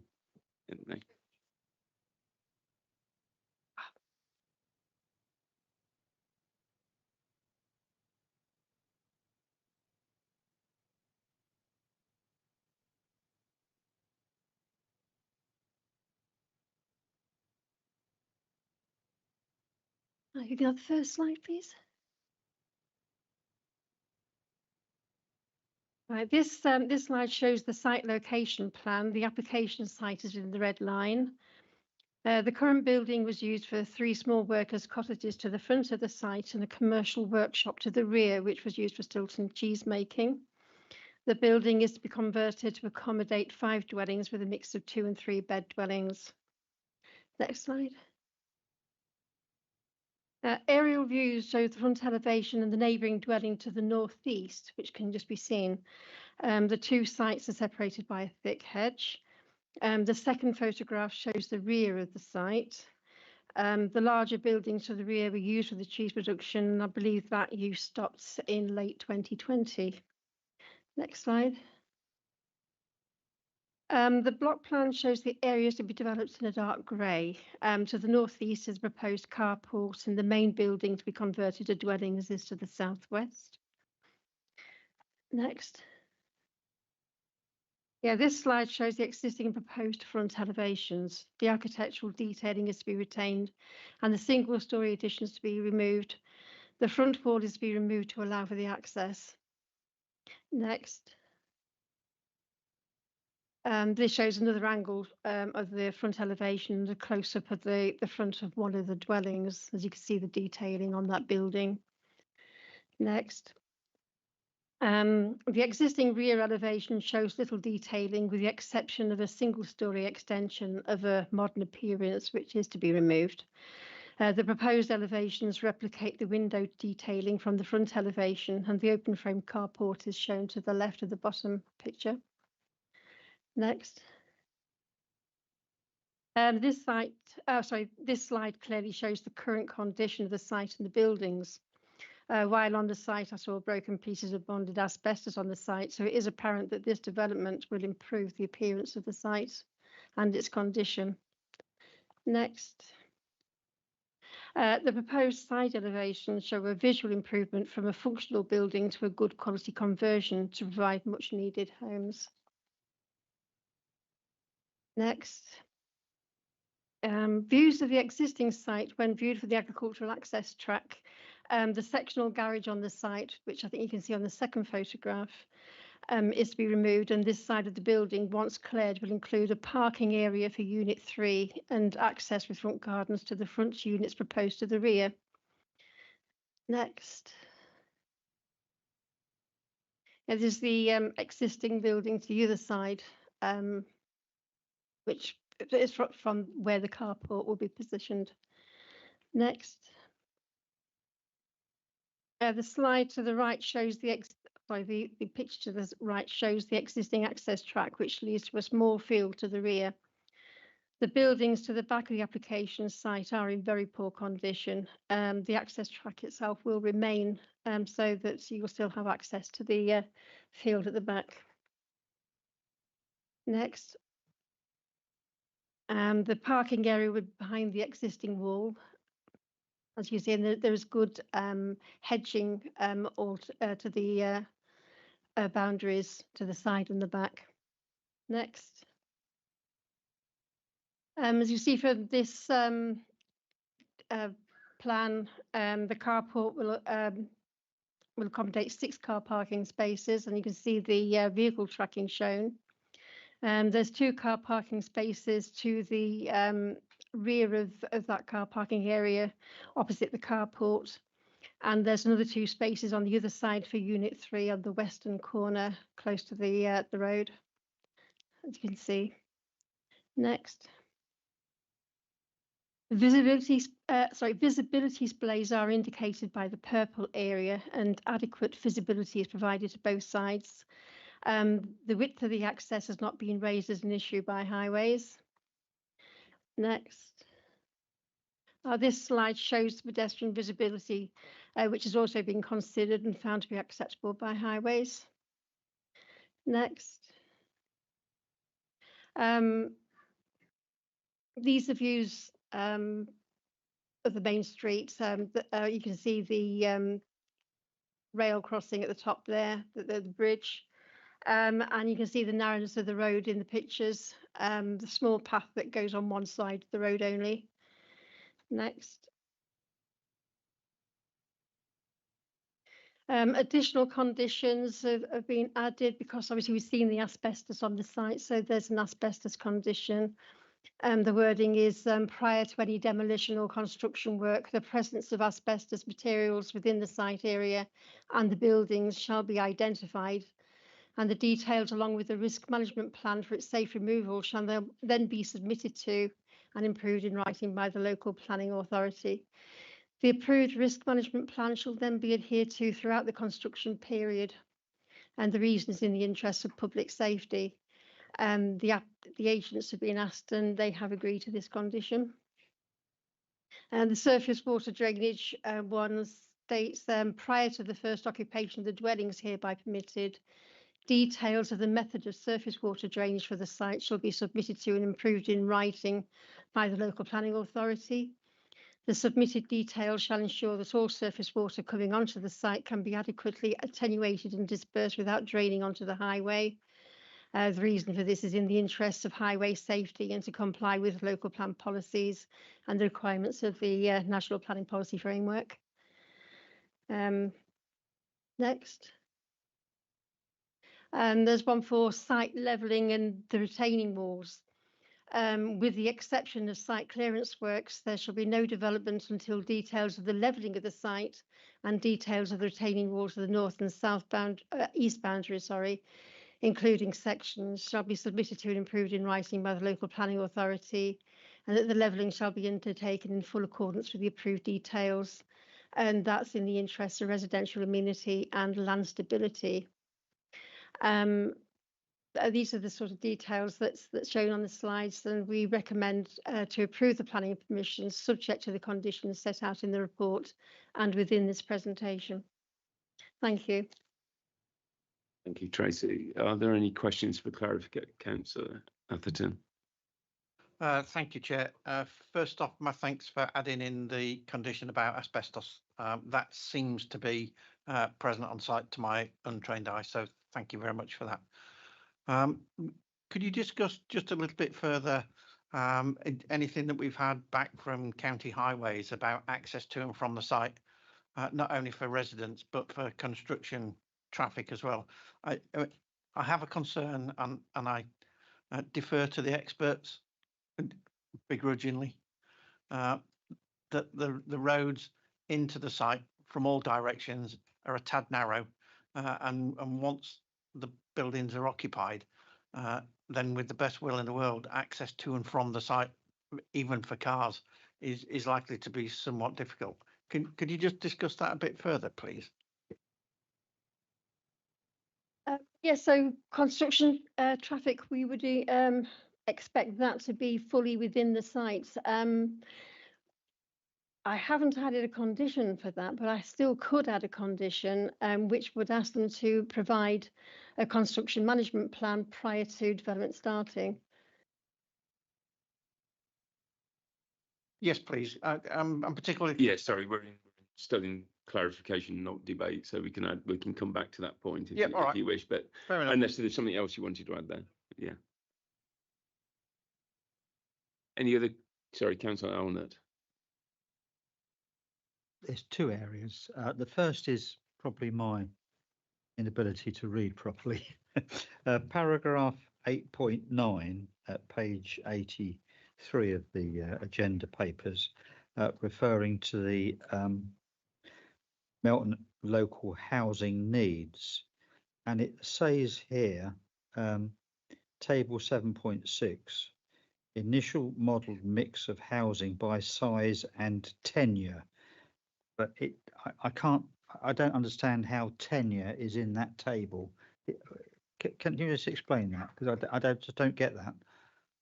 I can see bedroom numbers and percentage in the market, but I don't see tenures as such. The reason for that is because I went actually into the document that had that table in it, and I copied and pasted that in. So I put that in so that you can see that it's table 7.6, so you can see whereabouts on you know, the housing strategy that would be. But I just only put in the line that was relevant. So it doesn't include by tenure, sorry. But what you can see from there on the first line is it's market housing, and market housing would be yes, it went below. Yes. I beg your pardon. The other question was with respect to the Highway Authority's comments on access and egress for the car parking. That I get that, I understand that.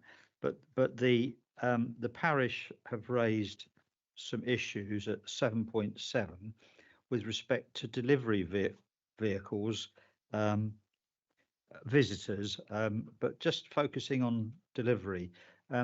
When we had the information from the Highway Department, do they take into account deliveries, or is it just parking for residents? It's just a straight question, really, because I don't know. Well, highways will just take into account their highways design guide, which just gives minimum parking requirements. Councillor Pritchett. Thank you. Saxelby Conservation Area. Is that correct? I think it's conservation. Yes. And there was a consultation with Toby Ebbs, our conservation officer. I couldn't find the response, and I'm a little bit stymied with this application in a conservation area without the view of the conservation officer.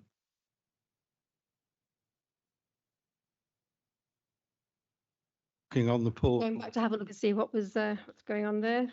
Can't remember every facet. Let me have a look.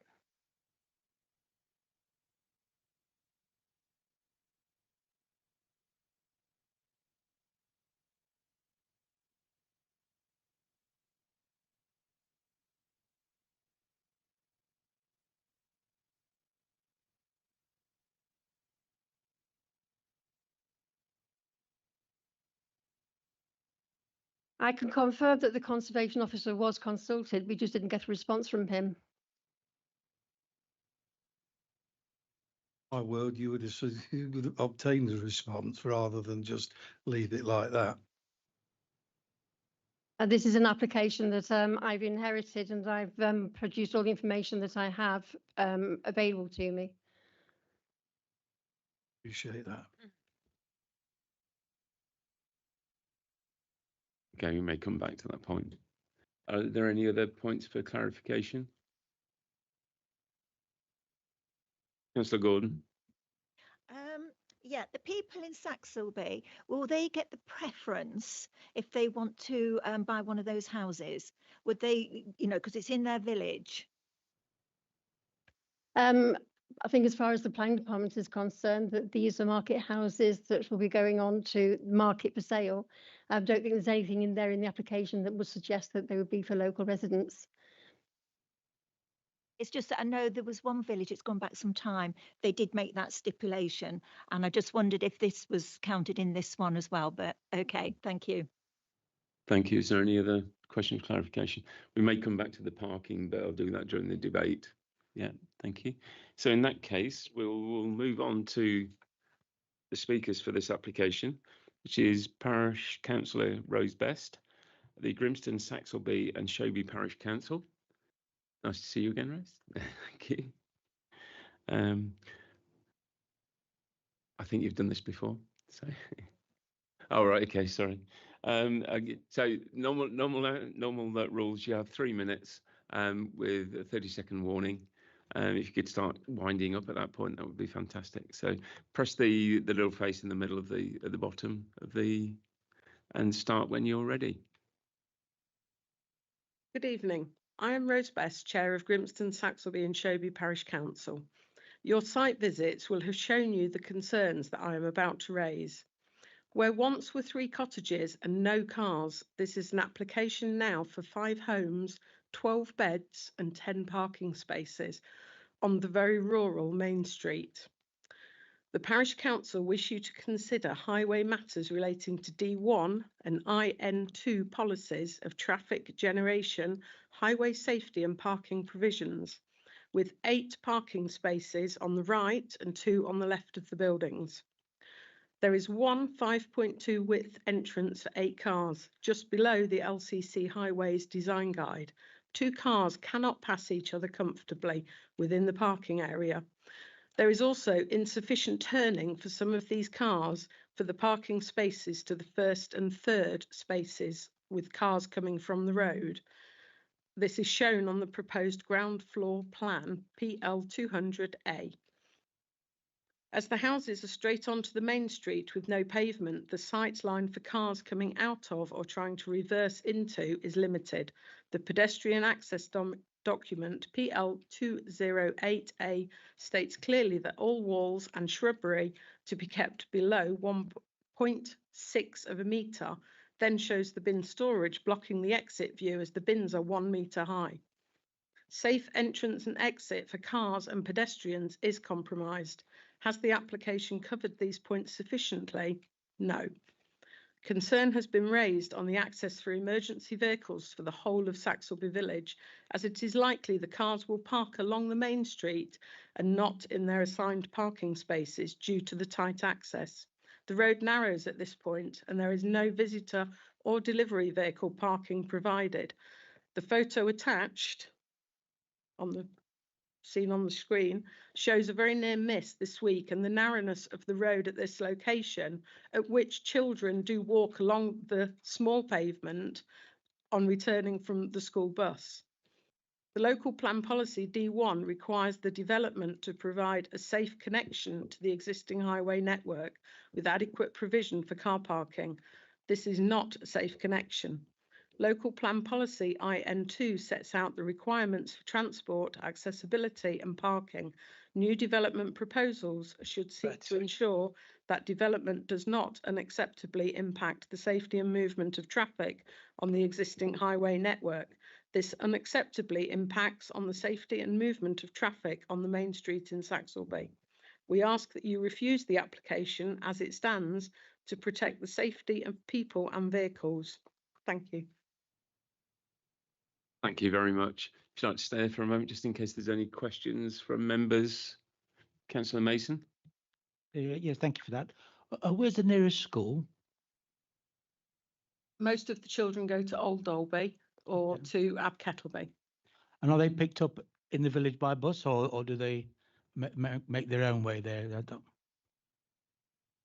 they have to walk down to the Grimston to Asfordby Road through the village to get the bus at there. And on that photograph I saw, is there a footpath? On the photograph, could we just see the photograph again?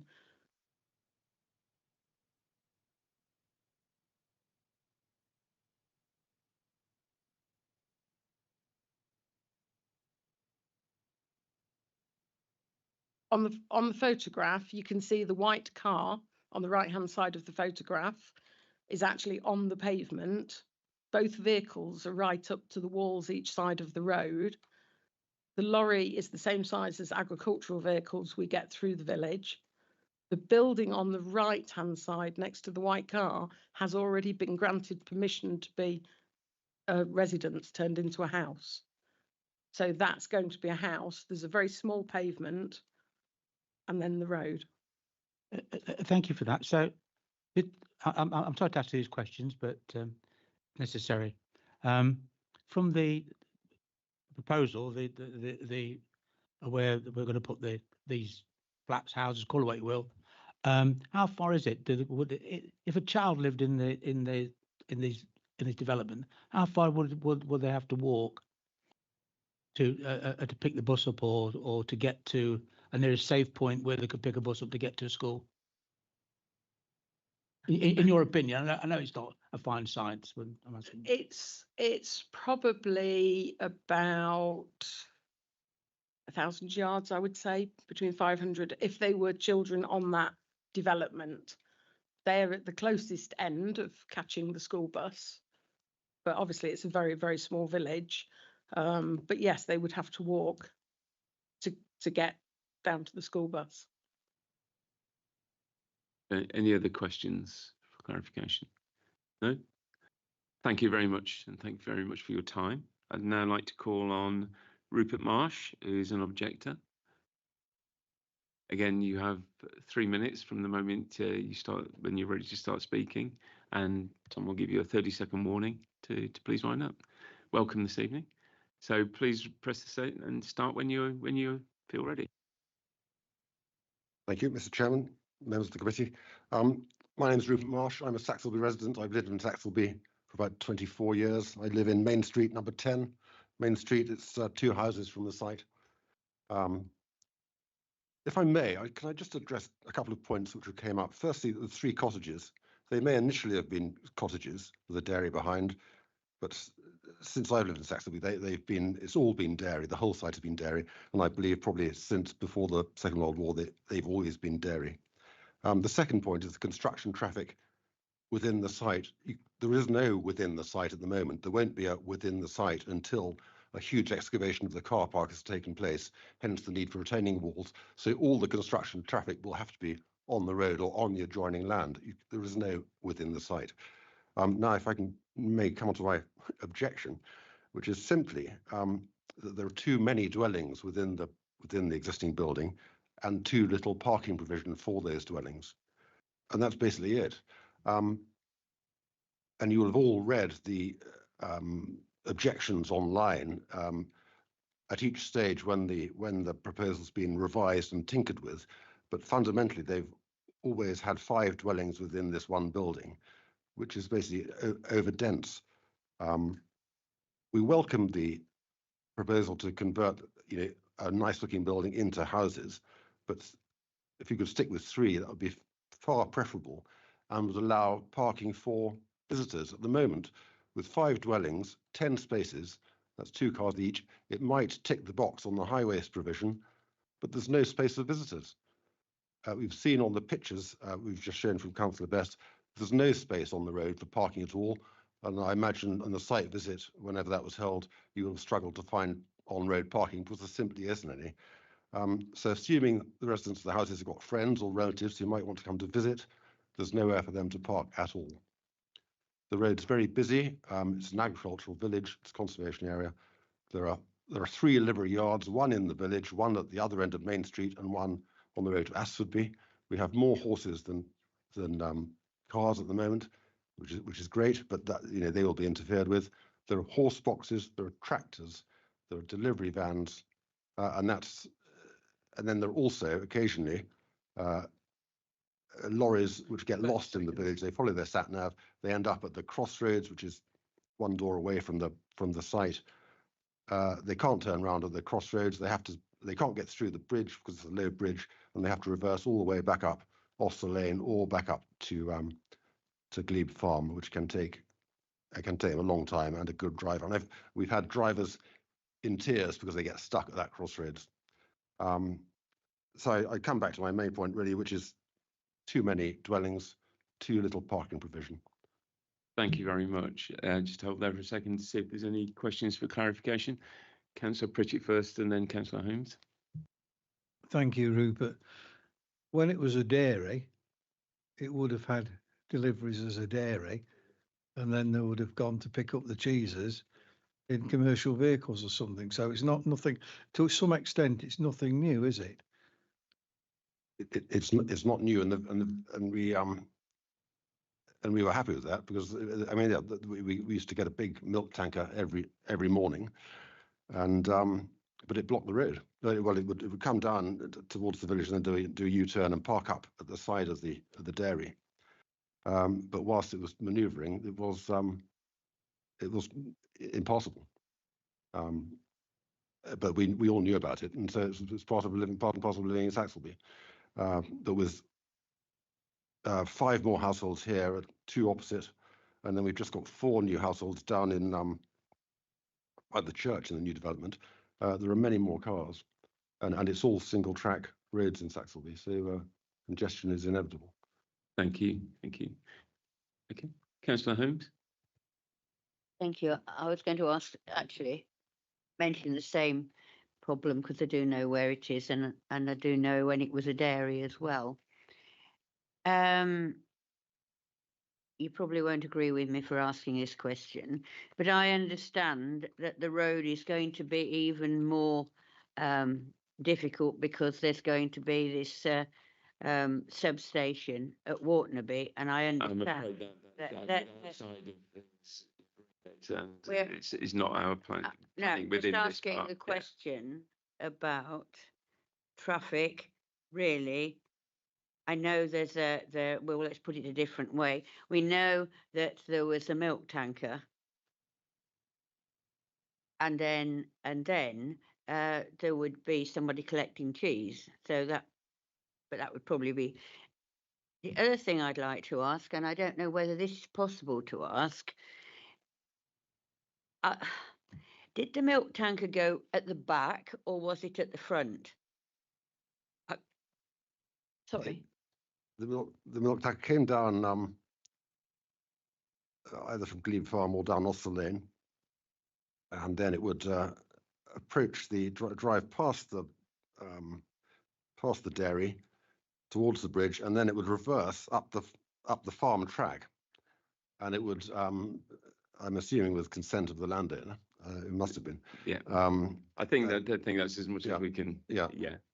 That's how it did. That's how it did it, and then back out the same way. Yeah. Are there any other questions for clarification? No. Thank you very much for your time. Thank you.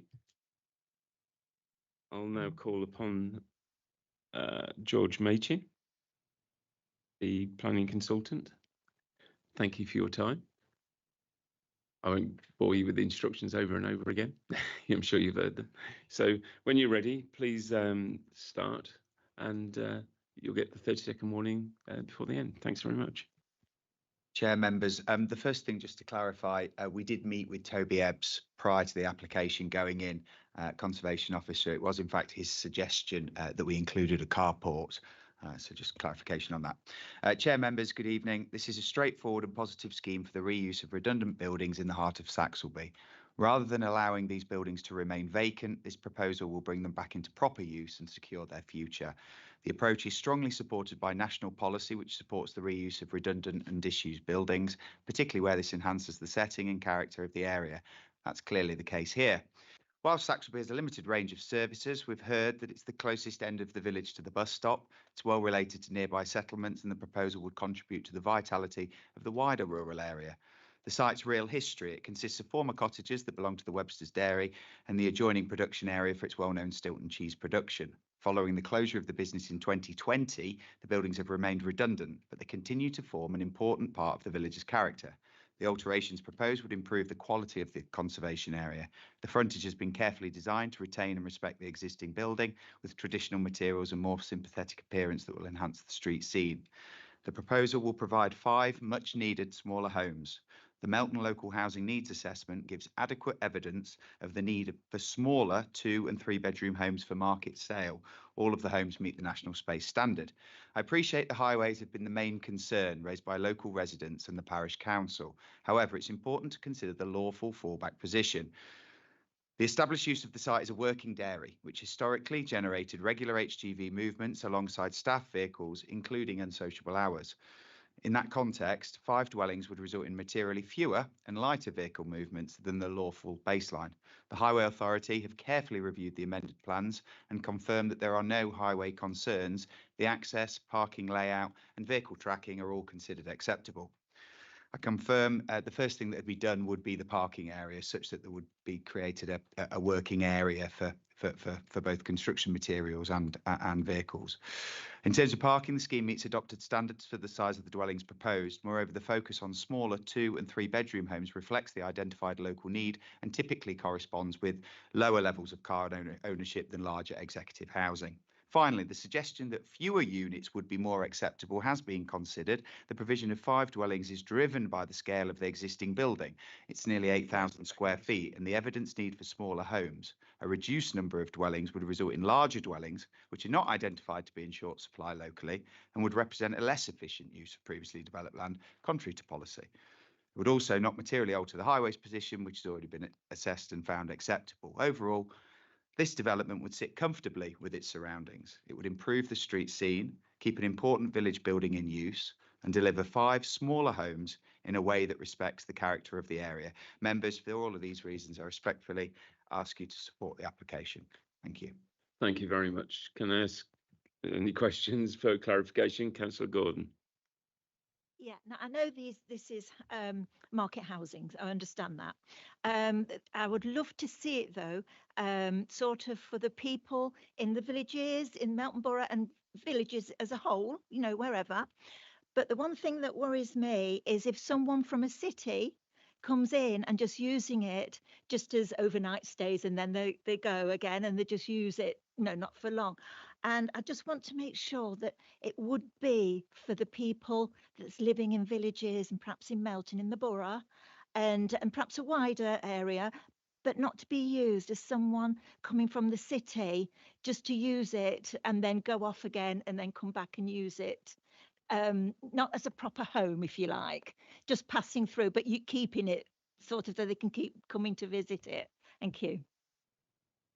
I mean, I'd answer that in 2 ways. I mean, the first thing is, I mean, it is open market housing, so we're not able to control that. But what I can confirm is that the developer has received interest from people living already within the village who are either looking to downsize or with children or elderly parents within the village. So I can't guarantee it, but there is interest on that basis, yes. Thank you. Councillor Mason. Simple question. Were you asked by Leicestershire Highways to carry out a road safety audit? We've done everything that's been asked of us. That's what I expect you to say. Thank you. Any other questions for clarification? No? And then thank you very much for your time. I therefore call on Councillor Ronan Brown. I definitely won't give any instructions to. I will take the opportunity to say you only have 3 minutes. Okay, thank you, Chair, and thank you, councillors. To start off with, I do welcome the intent to try and keep the existing look and heritage of the current buildings. However, I'm in agreement with the Parish Council concerns being raised tonight. I would also like to highlight the highway masters relating to D1 and IN2 policies of traffic generation, highway safety and parking provisions. As already stated by the Parish Council, they've drawn your attention to the 5.2 metre width entrance just for 8 cars, which is just below the LCC Highways Design Guide, as you've already heard. As the houses are also go straight onto Main Street with no pavement, as already highlighted by the Parish Council, I am concerned about the additional volume of traffic that will cause highway safety issues and safety issues to pedestrians, etc. Concern has also been raised by local residents regarding access for emergency vehicles in the Saxby village and in relation to the road, and the fact that it may probably result in cars not parking in the car parking area provided but on the road due to the fact of the difficulty of being able to navigate in and out of such said car parking. Local plan policy D1 requires the development to provide a safe connection to the existing highway network with adequate provision for car parking. This, in my view, is not a safe connection. And then local plan policy IN2 sets out the requirement for transport, accessibility and parking. The design and parking issues goes against IN2 policy, in my view. Once again, we have a number of conditions to be discharged after approval, which in my view should have been agreed at the planning stage with the planning officers, such as drainage and water, as you've heard here tonight. Also, I'm concerned again that as a council, the conservation officer was not followed up for comment, or if he was, the comments have not been made available to this planning committee tonight. So I find it difficult how you can make a said decision without such heritage and conservation comments. The development would benefit from a less intensive build, in my view, probably approximately 3. From the nature of the village and also the less housing, I don't buy the fact that there is much housing need in that area. It's in the Frisbee and the Rick ward, neighbouring also Assaby village, where many smaller and affordable houses have been met and meet the demand. I would at least ask you to either defer the application on my said points to get further information, especially from the conservation officer, or refuse it simply as overbuilding and not in line with the policies I've set out here today. Thank you, Councillor. Do you have any members that would like to ask any questions for clarification? No? Sorry, Councillor Holmes. Yes, Councillor Brown, you did mention flooding. Now, I mentioned this at the briefing as well, because I think I've seen flooding down there, and the roads can be pretty icy at times because it's not a place where they want to come and salt the roads, etc. And I think knowing what's gone before in other areas, it is a vital part that we get that right. I don't know whether you agree with me. Yeah, for those who I think all you will have been on site, you will have seen the track and the laneway from the car parking coming down. My concern is I would have liked to seen a full proposed plan as to how the runoff water, etc., is going to be dealt with. And I will take you back to another neighbouring issue. We've let this go in other parts of my ward, such as Frisbee on the Reek, and we've ended up with houses being flooded. And as you're well aware, Councillor Holmes, as the water comes down and it runs down towards the bridge, where the water actually pools, etc., I would like to be reassured that that's not. So it's not that I'm against the development per se. It's the extent of the development and what the water runoff will create. And I think that's a danger for this authority going forward. But in this particular case, we don't have that information here in front of us tonight. Can I just add to that? Sorry. Please? Yeah, as far as the flooding is concerned, I think we did put an additional condition in there at the end to ask if they'll give information about how they will attenuate and store the surface water so that it doesn't go onto the highway and within the general consensus of the site. And if I can also add the point about the conservation officer, that we haven't got Toby's comments, but they're not an absolute requirement. And when we had a look at the application, with the fact that it's in the conservation area, we did address the fact that the front elevation is going to be retained with most of the architectural detailing there, and that the inappropriate single-story additions that have been on there are going to be removed and something more sympathetic put back in its place. And I think with the clearance of things like, the existing sectional garage that's there and other things at the side there, that's going to be cleared, and it's going to become a better quality development overall, and it will look better in the conservation area with or without Toby's comments. Through you, Chair, if I can come back. I take your point with regards to the flooding and the water runoff. However, this council has not got a great track record in dealing with those sorts of matters, as has been seen at my ward, where we've gone and taken the word of the developer, and then it becomes a problem. So that's the first thing, and we know the issues that's here and it's intensive. And the other thing, which is it's not at you as an officer, but generally, is that we seem to pick and choose when we have the comments from the conservation officer. I would just asking for what is a bit of consistency. And that's what we need, and that's everybody right in this table needs. So in this case, I would like to see all those elements, and in relation to the policy reasons, addressed more. So that's the points I'm making. It's not a criticism. It's just my points as the ward councillor. Councillor Gordon. Yeah, when was the last time that it was flooded? Down by the bridge, the last time the water collected is when we had the bad rains last year, and I'll have to probably relay it's probably happened since that, but that's the last time, and it's probably water laying there for a couple of weeks. Yeah. Any other questions? In that case, thank you, Councillor Brown. And as per the rules, I'm afraid you'll have to leave the room. So while we're just waiting, we'll now open this for debate. Councillor Elnett, you would like to go first? Chair, yes, on the issue of the Conservation Officer's opinions, I think it's fair to say it's been the opinion around the room on this committee that we really, regardless of whether it's a legal requirement, where there is an issue concerning conservation, we would like to see whatever report is put, whatever the questions and answers are, however small they are, but we just like the facts, because we feel we are in a better position to make a decision if we got the facts. If they're not relevant, it doesn't matter, but if we got them, we can make a judgment, can't we? So and that's not a reflection on the officer, but I think it is, that's right. Now I noticed that the reference to lawful fallback position with respect to what the site traffic used to be. But we have to consider not just the site, but the impact of the traffic, taking into account other changes in the vicinity. So if there have been other sites close by which are added to the volume of traffic through the village, I mean, how far back do we go? Do we go back to when it was horse and trap? I think that we should ignore that.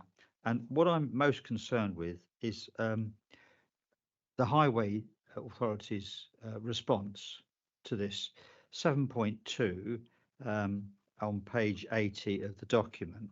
And you go down to the, after F, little f, you go down to drawing PL 207A, shows the access will now have a width of 5.248 metres, although not quite wide enough to meet the local highway authority.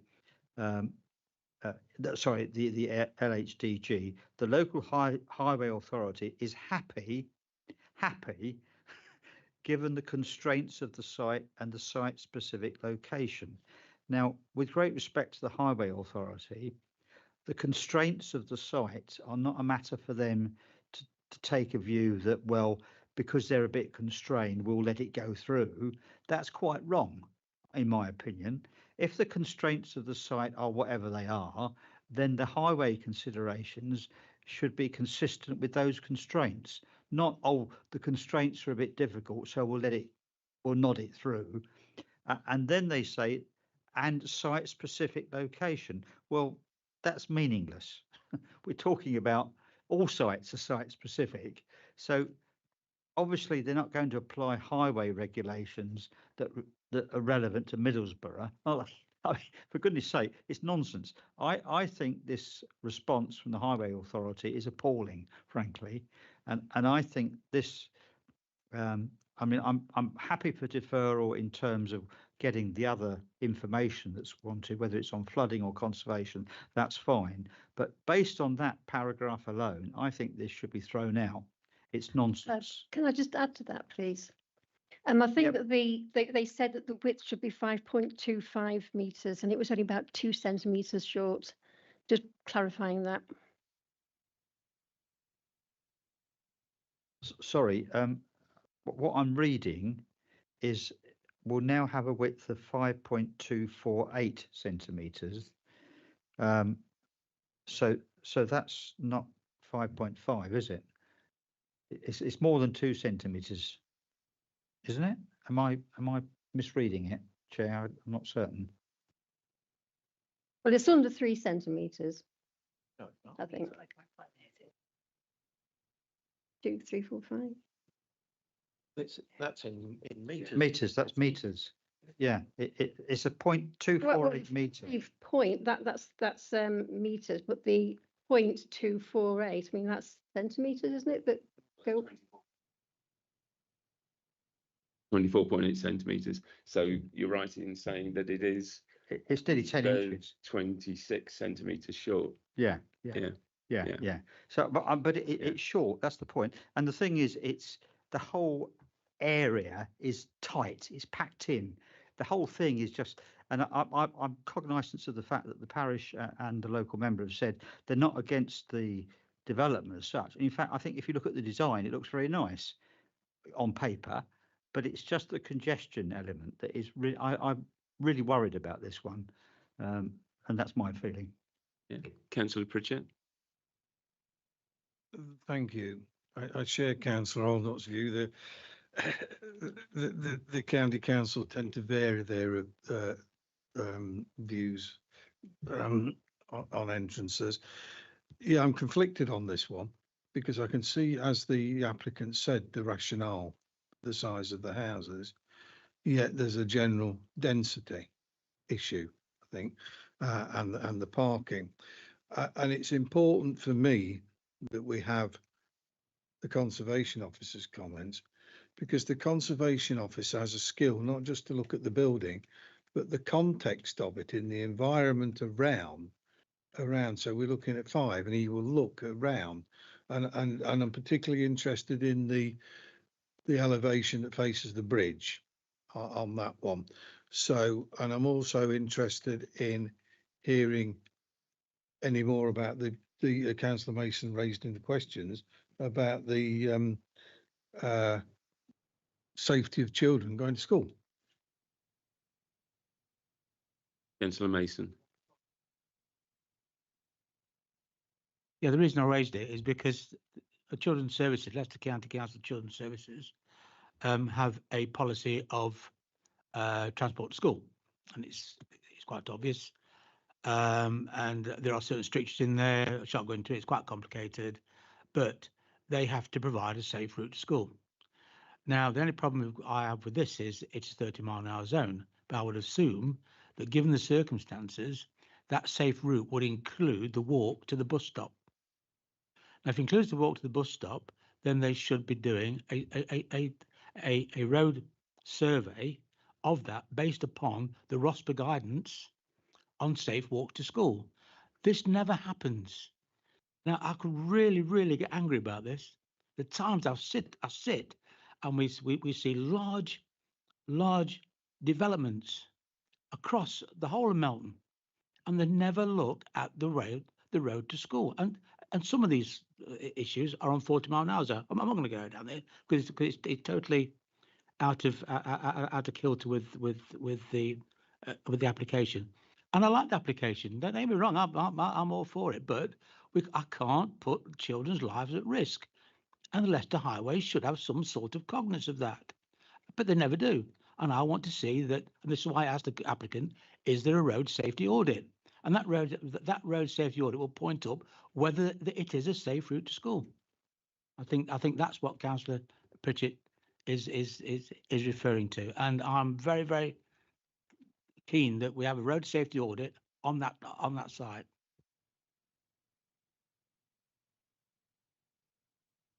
Councillor Atherton.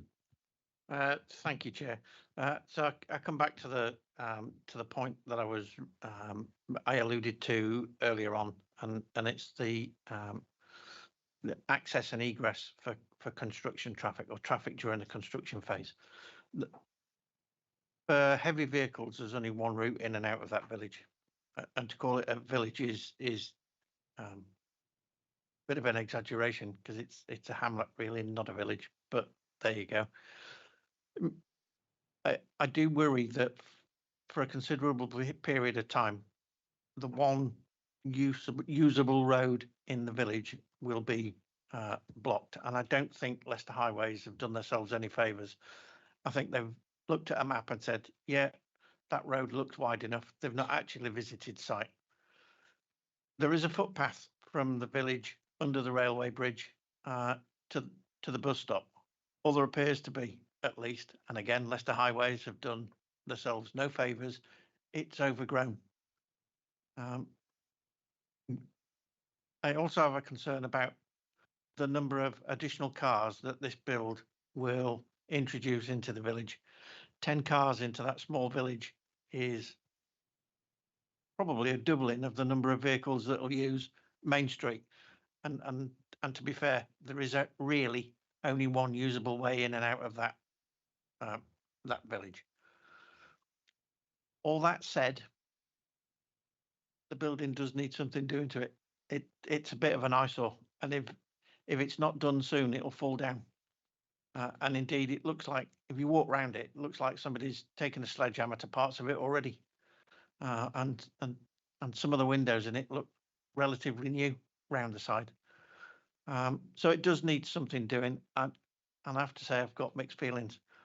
I'm inclined to support a deferment rather than an outright objection, because I don't think we've got all the information yet. I have a lot of sympathy with the parish council in their objections to it. I think they are all valid.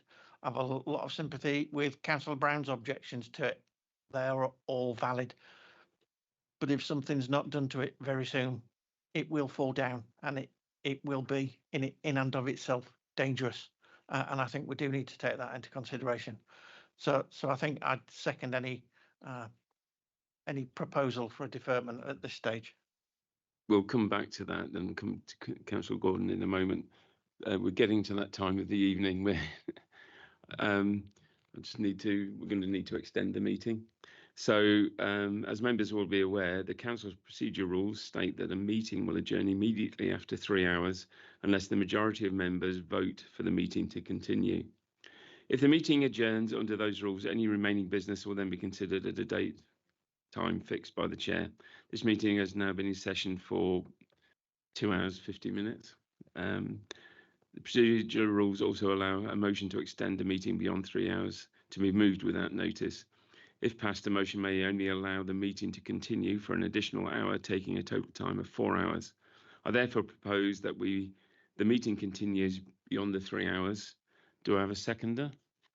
Councillor Glancy will second that. All those in favour of the motion? Yes, unanimous. So yes, means we can continue. Sorry, just to carry your point. If we just ask a question before I come to you, Councillor Gordon. If we defer, again, we need, what are we asking? What is the questions that we're asking? Because we need to come back. So again, as I said in the previous one, we have all the information to be able to make a decision. And I think one part of the debate we haven't taken is the number of buildings. So we would need to debate that. But Councillor Gordon. Yeah, it's on page 83, and it's the bullet point before 8.7. It's the development can be adequately drained and would not increase the risk of flooding in accordance with policy EN11. Thing is, as Councillor Ronan Brown said, there was flooding in the village last year, and it does say it does not increase the risk, but they're still getting flooded. So we need to address that, urgently as well. Unfortunately, I mean, that's for the local flood authority. We can't manage that through this application, or we can actually make, as within all applications that we consider, to make sure it doesn't make anything worse.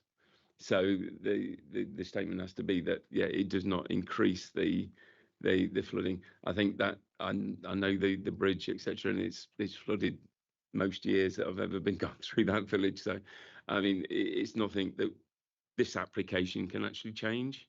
That needs to go elsewhere. Councillor Holmes, sorry. I know we can't really do things about flooding, but when you build houses or you do up houses, it would be better. it seems ridiculous not to. I totally agree that something wants doing with these houses. But 5 houses to me seems too many. When you go actually up to, I don't know quite how, and I feel sorry that you're having to take something up that wasn't relevant in how you proceed and how you consider that. I'm not changing my mind on anything. I'm making up my mind. The applicant is asking for that number of dwellings. We have to make a decision about that. And to make that decision, I want all the information. And So- we will decide next time how relevant that information is. So the That's how I proposal- see it. sorry. I don't think next time we meet to decide it, we will still be able to say, well, we think it's overdevelopment, but using the additional information that we've received. Fair enough, that's fine. So the proposal is that it is deferred based on the fact that we need the information from the conservation officer and we need the school, the ROSPA survey. Is that so? That's the proposal from Councillor Allnut. Do I have a seconder for that proposal? Councillor Pritchett. Councillor. Could I just Oh, comment? sorry, Yeah, sorry, Councillor no, Gordon. I meant it's my fault. I've just thought of something. Can something be done about the flooding? I know that you said it's not part of it, and it's not our concern at that point. But can't something be done where we could speak to them as well, the county council, on this, to see if we can get something? yes, but that would be outside of this application. And as I said, the only thing we can actually talk with this application is to make sure that this application and this site does not make the situation worse. It can't cure the situation. Could officers possibly send a letter to them? Well, I'll talk to the portfolio holder for the area. Yeah, Councillor Atherton. So I asked earlier on to clarify how the cars for the left-hand most lot would get in and out of their parking space. The picture went up, but no explanation was given. Can we put the picture back up, please? And can you just clarify how those 2 vehicles will get from Main Street up the single track road and into their 2 parking spaces? Because it's not clear at all. You mean the 2 car parking spaces to the? On the left-hand side. Yeah, well, they go directly from the road. There's no actual wall or anything in the way of those car parking spaces.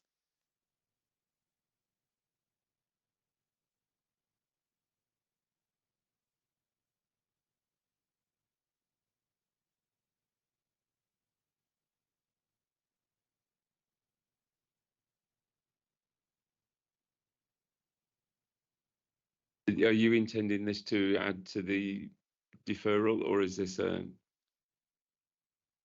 I don't know at the moment. Debate.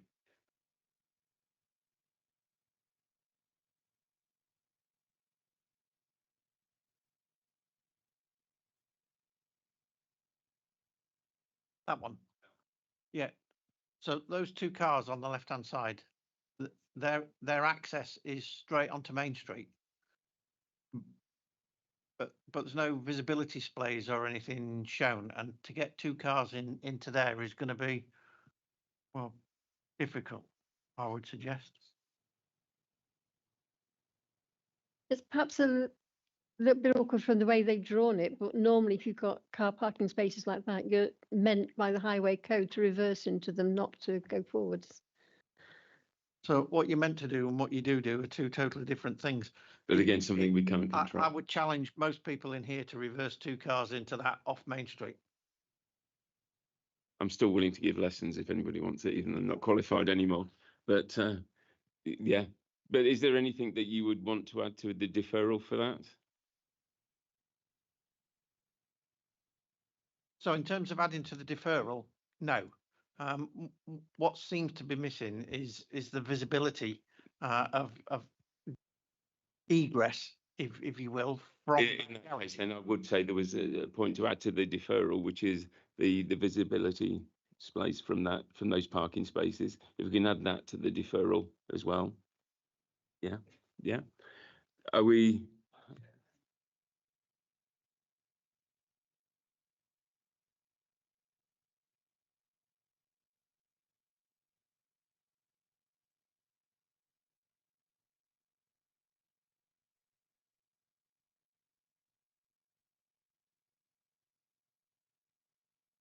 Just confirming, is the visibility displays, not the tracking of the vehicles trying to turn in and out. Yeah, yeah, because it is straight onto the main street. Yeah. Okay. So, have we got any other things to add to the deferral or the proposal for the deferral? So we have the proposal. Do we have it set?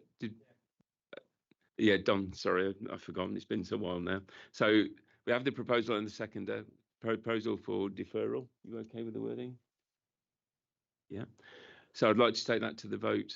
All those in favour of the deferral, please.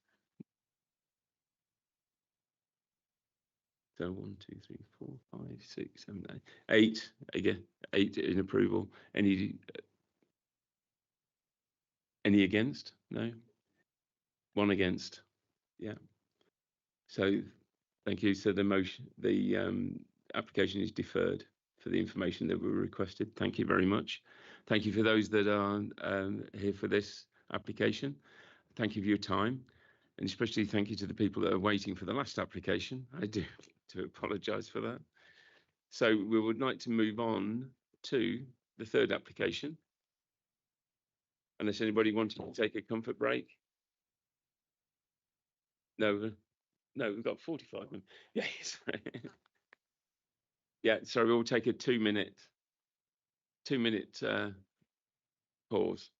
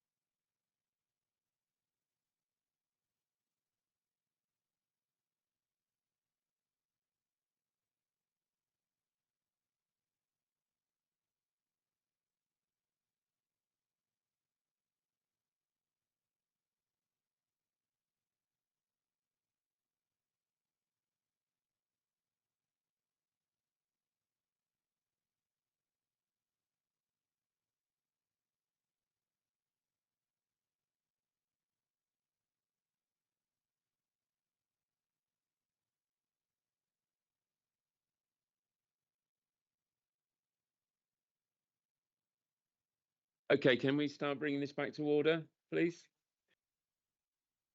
I'm sure we'll all like to go home at some time this evening. Yeah. Tom, are you ready? We'll just wait for the legal rep to come back.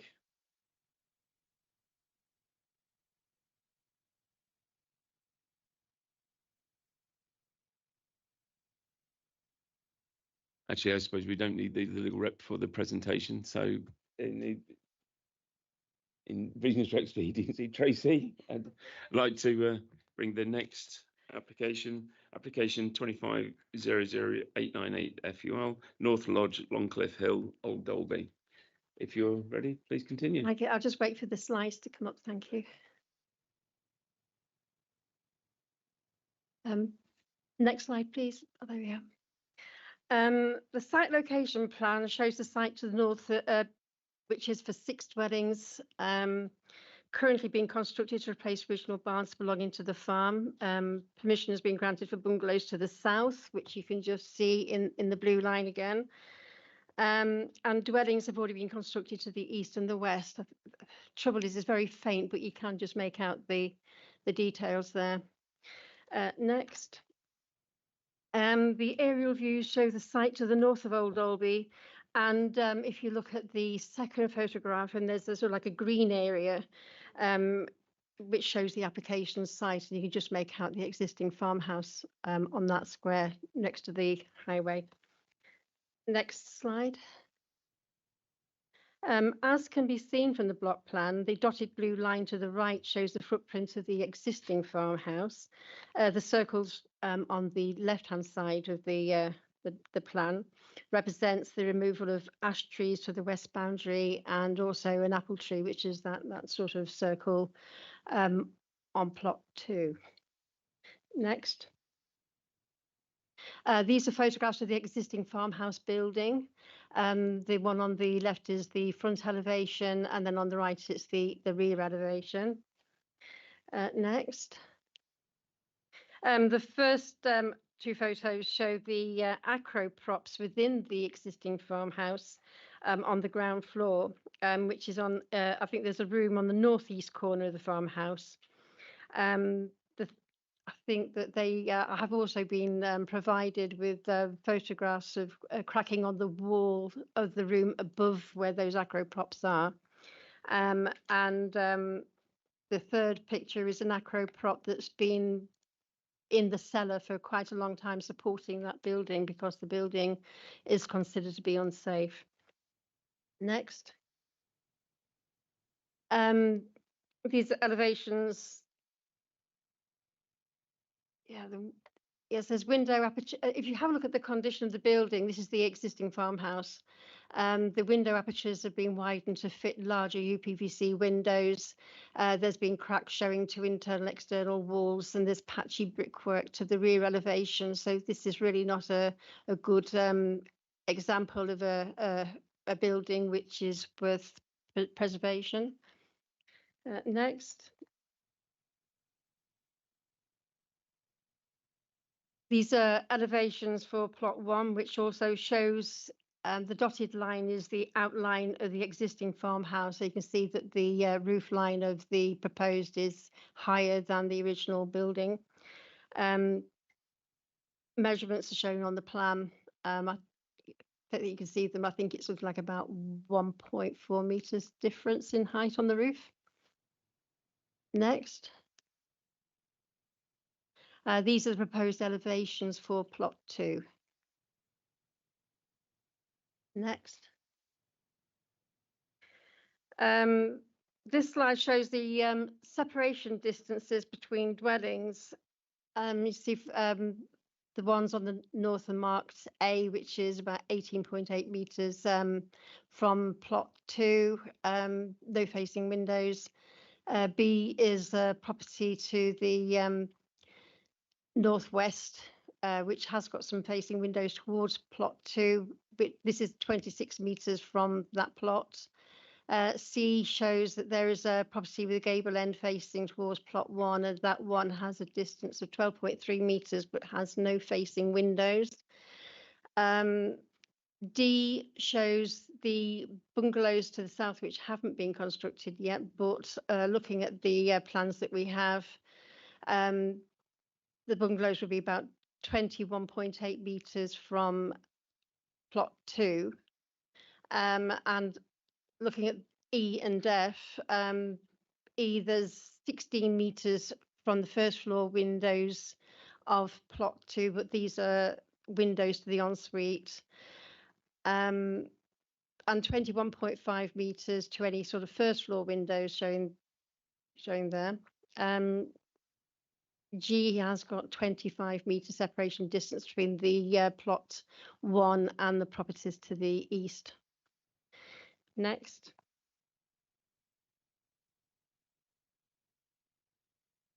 These are views from the existing farmhouse to the east. The dwellings opposite are appropriately distanced. They're about 25 metres from the proposed plot 1. Next. These are properties to the north which are still under construction. These are also distanced appropriately, and where there are any windows facing towards these properties, they will be distanced by at least 26 metres or more. Next, please. Yeah, these are the properties to the west. As you can see, one dwelling to the west has got no facing windows, and the dwelling which has got visible windows on the slide to the right, facing site, this one's distanced by 26 metres. Facing windows to the first floor will be conditioned to be opaque and fixed shut for the bottom 2/3 of the windows. The ground floor windows and gardens can be separated by suitable boundary treatment to compensate for the loss of some trees along this boundary. There is a landscaping condition which includes boundary treatments, so we'll be looking at this at the point conditions are to be discharged. Next. This is the boundary to the south. As I said, the bungalows along here, there's 3 bungalows that's been approved, and these ones haven't been constructed yet. Next. Highway improvements have been agreed in a previous application for the 6 dwellings to the north of the site, including details to extend the footpath along the main road with a footpath link. These have been included on the plans for this site, which will be shown on the next slide. Next, please. And as you see from these details are, although they haven't been constructed yet, because I think the wording of the condition is prior to the occupation of the dwellings, these should be constructed, that they're still showing that they are committed to producing these details. And also they have added along this route an additional pulling area for delivery vans on one side, and there's also an additional visitor parking space on the other. Next. So permission has been previously granted to replace the existing farmhouse due to its poor condition and the inappropriate alterations, which includes enlarging window openings and the use of UPVC windows. It has poor brickwork and some cracking in the walls, such as the south gable end. Next.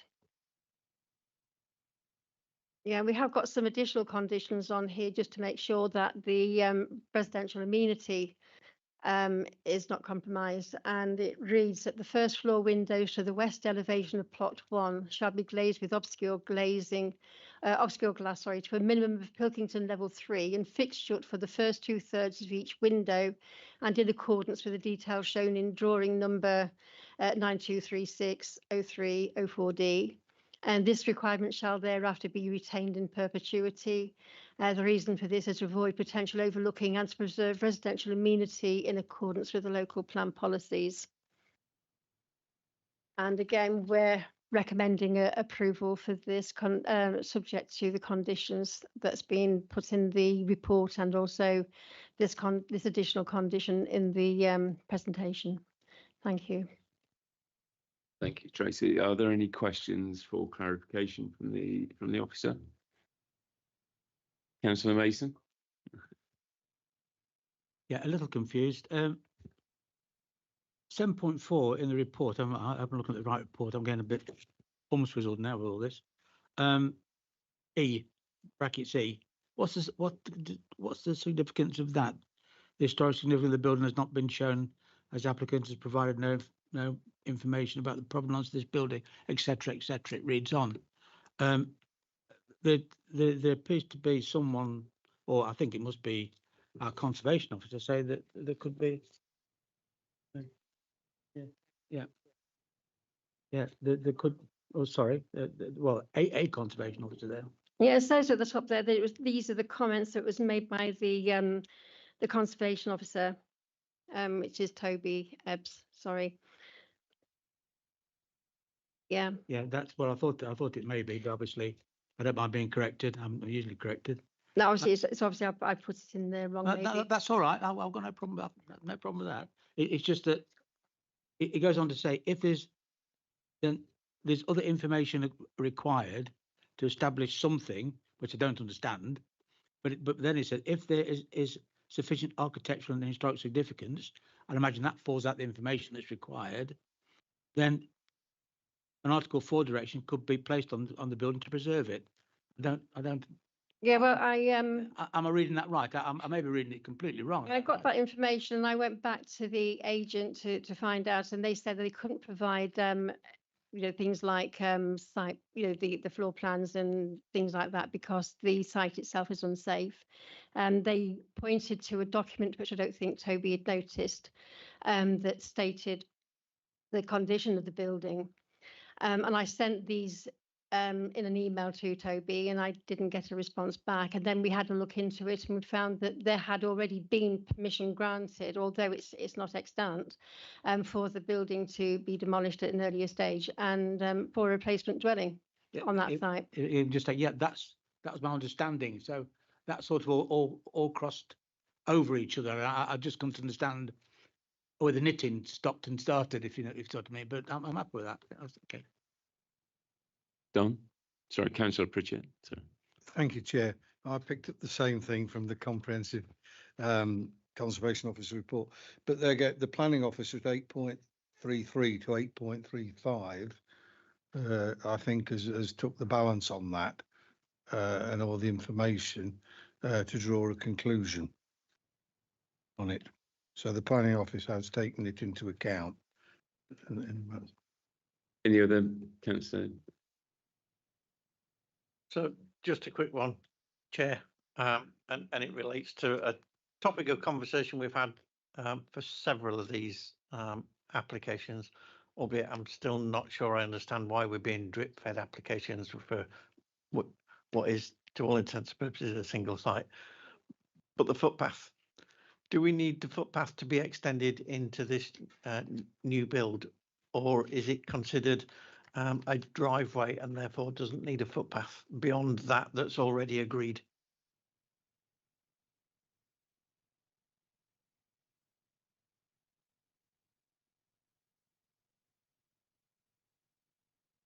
Do you want that sorry, yeah, do you want that clarified now, or should we save that to the debate?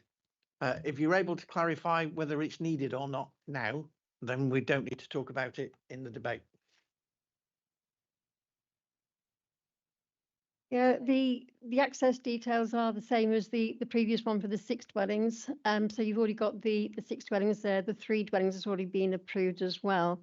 So this is just the additional 1 dwelling on this site because there is also a lawful use for the farmhouse. So, the existing access has already got a number of properties using it, and we're only expanding that by 1 dwelling. I think we should leave this to the debate. Yeah. Any other questions for clarification, Councillor Allnutt? It's only a small one. On page 102, at 7.8E, that's the neighbours' comments. Reference is made to a hedge that's been removed under cover of darkness. Well, forgetting the time of day, can the officers tell me whether or not removal of a hedge that it should have had permission to do that, or is it just something they can do because they own the hedge? That's all I want to know. I think that when we have a look at it, it's on the information that we've got in the application at the time. So I think that if before an application comes in, they have the ability to make any amendment to the land that they want to do. But as soon as we get the planning application in, we have to know what trees and things like that are actually on the site. And when we take into account the biodiversity net gain, they've also got to identify, I think for a certain period beforehand, what the biodiversity of the site was. And then they have to improve the biodiversity by a certain, I think it's 10%. So that if they have degraded the site before the application comes in, they have to make that up with the biodiversity net gain legislation. Right, so the hedgerow is not protected in any way. That's what I'm asking. I think it's only certain hedgerows that are regulated if they're well established and in the countryside. I'm not quite sure exactly what all the rules and regulations are regarding that, though.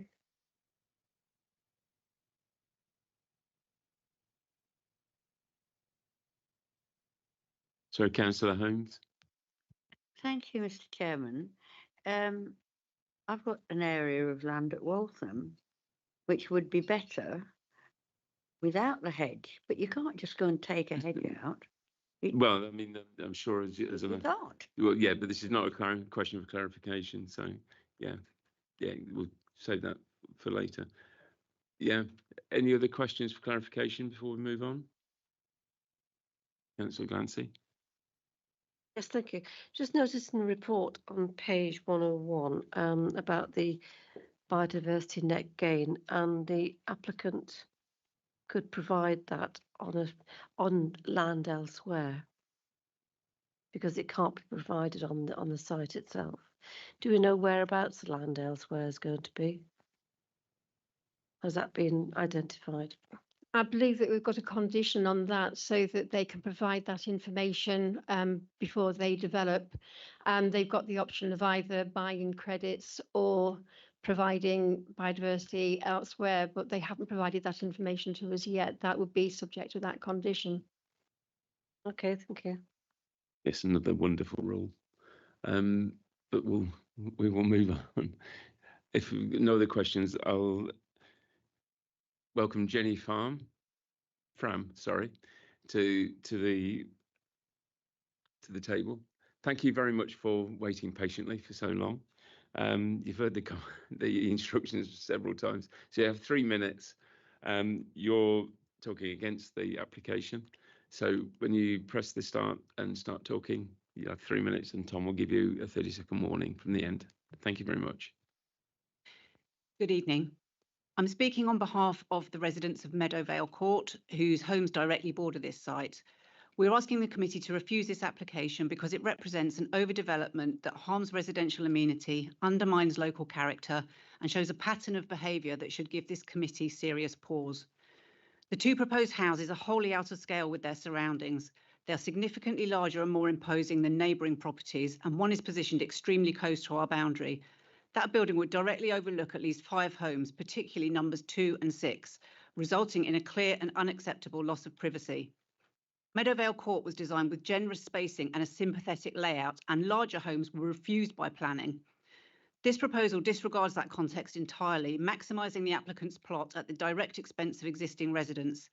The applicant has never had the courtesy to try and have a conversation with any of the affected neighbours to discuss or explain his plans. We have also seen a troubling disregard for boundaries and vegetation. The hedgerow along the boundary, a vital privacy screen and wildlife corridor was removed before permission was granted, under cover of darkness, during nesting season, and without any communication with affected neighbours. The plans also show the removal of trees that do not belong to the applicant. If these trees are interfered with, the risk of structural damage to neighbouring gardens and properties is significant. The applicant proposes obscure glazing to mitigate overlooking. But as the committee knows, once building control has signed off the property, that glazing can be replaced within minutes. A condition that can be undone with a screwdriver is not a meaningful safeguard. It does not protect residential amenity in the long term. I would also urge the committee to consider the seasonal reality. Site visits made when trees are in full leaf do not reflect the situation for at least half the year, as you'll have seen in the pictures. In winter, the screening effect disappears entirely and the loss of privacy becomes stark.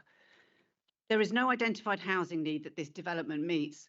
It does not deliver affordable homes, support village infrastructure, or provide any community benefit. It is simply the construction of 2 oversized luxury houses, way bigger than has been allowed close by, for private profit, adding pressure to local services without contributing to them.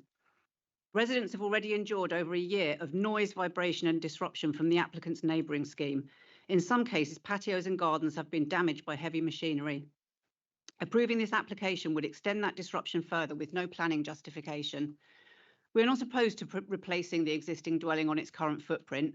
What we oppose is the introduction of an additional very large house pushed up against our boundary, overlooking our homes and eroding the character and amenity of the area. For reasons of scale, privacy, cumulative impact, environmental harm, and the absence of any public benefit, we respectfully ask the committee to refuse this application. Thank you. Thank you very much. I'd like to remain there for a second just to see if any members have any questions for clarification.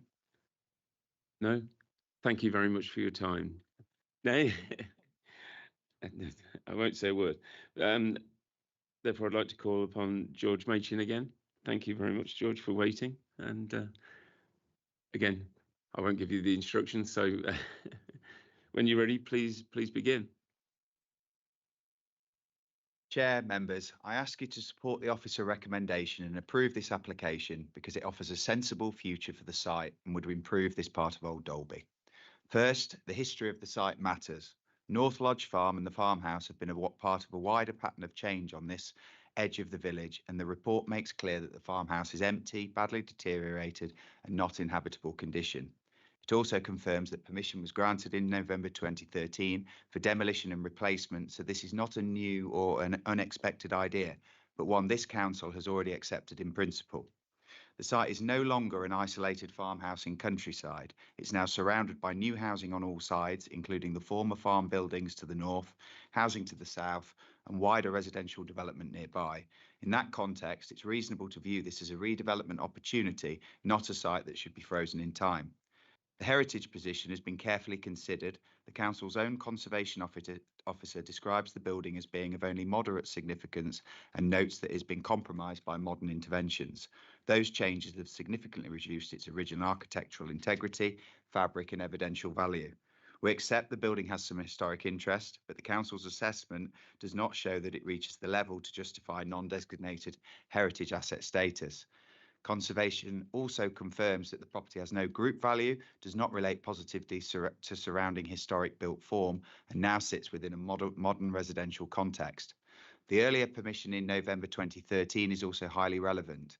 It's a clear indication that the principle of replacement has already been accepted. It weighs strongly in favour of the current proposal and against treating the building as something that must now be retained at all costs. This is a high quality development that brings real benefits. It replaces a building that is unsafe and in poor condition with a well-designed scheme that officers conclude is acceptable in design terms. It would improve the site, the character of the area and the street scene. There are also practical benefits. The scheme provides proper parking and turning space and access arrangements are acceptable. It also includes ecological mitigation, bat roost provision, swift bricks and sparrow terraces. So it's not just replacing a falling building, but improving the environmental quality of the site too. BNG would be secured via condition with land available elsewhere within the borough if required. I recognise there have been objections from local residents, but the officer report shows that matters have been carefully considered and can be managed by condition. 30 seconds. On balance, this is a redevelopment scheme that respects the site history, responds to what it is now around it, and delivers a better outcome than leaving a collapsing and redundant building in place. Just with regards to the footpath, this afternoon it was suggested there might be a requirement for it. I'd invite the planning officer to confirm that the footpath wasn't requested by Highways and is not needed for this application. Thank you. Thank you. Do any members have any questions? Councillor Allnutt. Yes, thank you. I'd like to know what you say about the assertion that the owner has already removed trees that are actually not on the site and has behaved in a way which is not neighbourly. Can you please comment on that? My involvement's been limited to this particular application, so I have no involvement on the wider site. Sorry. Any other councillor? Yeah, obviously the building is in dire need of something doing to it before it falls down. You couldn't move into it right now. It's visibly not safe, and you don't need to be trained to recognise that. Do you know why? Why it wasn't the permission in 2013 wasn't acted on, or two, why redevelopment of this farmhouse wasn't included in any one of the other applications that have been made by the applicant.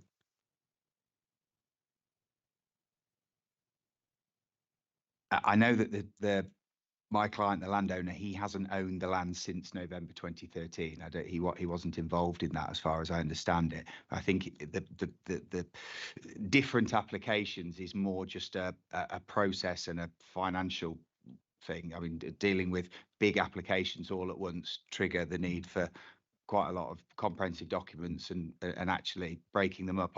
I do that quite a lot in my job in terms of breaking sites up, so it's not unusual or uncommon to do that. Any other questions for clarification? Councillor Holmes, if you would, is it for everybody, or Councillor Gordon? Yeah, I just wanted to ask, because I can't find it at the moment. Now, plot 1 is going to be the highest, isn't it? What about plot 2? Because that's a bit lower, isn't it? If I can remember rightly. I can't remember. I've got it down here, but I'm trying I think to plot find it. 2 is a little low. I think at the highest point, I think it's about 900 higher or something. Tracy, have you got any of the plans? Are there any on your slides? I can't recall what was. Oh, I see. You will be able to see it in relation to the outline of the current building.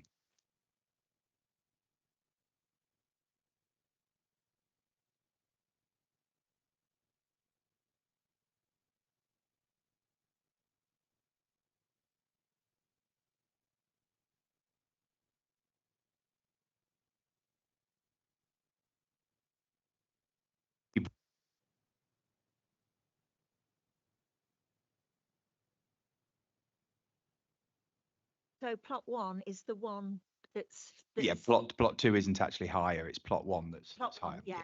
So that's the concern of the neighbouring property at the side of it. Yeah. I think it must be, albeit there's a lot of Yeah, landscaping in place. Yeah. It does seem as if that's the one. Thank you. Any other questions for clarification? No. I would just make a comment that everything you said about the heritage, etc., is it only relates to the building at the front, not the new building at the back. Is that correct? Comments with relation to the existing farmhouse. Yeah. Yeah. Thank you. Okay, thank you for your time. I'm just going to mention that we have 8 minutes left for the debate on this. If somebody believes that debate can be carried out in 8 minutes, I don't think it's the point where we should then. What's the right? So I do need a motion to adjourn the meeting or to carry on. But at 10 o'clock, yeah, we cut off automatically.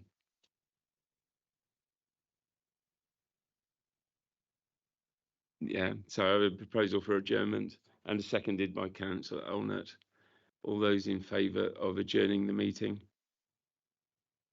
Yeah, it's unanimous. I apologise for your time and effort this evening for no result at this moment in time, but we will come back at a later date, which everybody will be notified. I will also, instead of making a statement about the planning productivity project, which relates to questions about the parish council having access to place information on the system, and for members' inquiries, the concerns that have been placed about that. I'll make sure that statement is issued tomorrow to everybody, to all members, not just the committee members, instead of reading it out this evening, if that's okay. Councillor Elnett? I want to ask a question which Tom might be able to guide us on. We are adjourned and we've started this item. Now, we have a meeting next week at which the composition of the committee perhaps will change. Can we be advised, please, as to whether or not when it comes back, we have to go back to square one because it'll be a new composition. That's all I'm saying. It's a straight question. No, thank you. I'll come back to you with written advice on that. Ordinarily, you have effectively pressed pause on this meeting, which would pick up. So I'll come back with some advice. I need to check what the position would be because of what you said about the annual meeting next week. Yeah, I'll come back with advice on that And, point. and perhaps the local member could be asked to attend and give an opinion on the subject.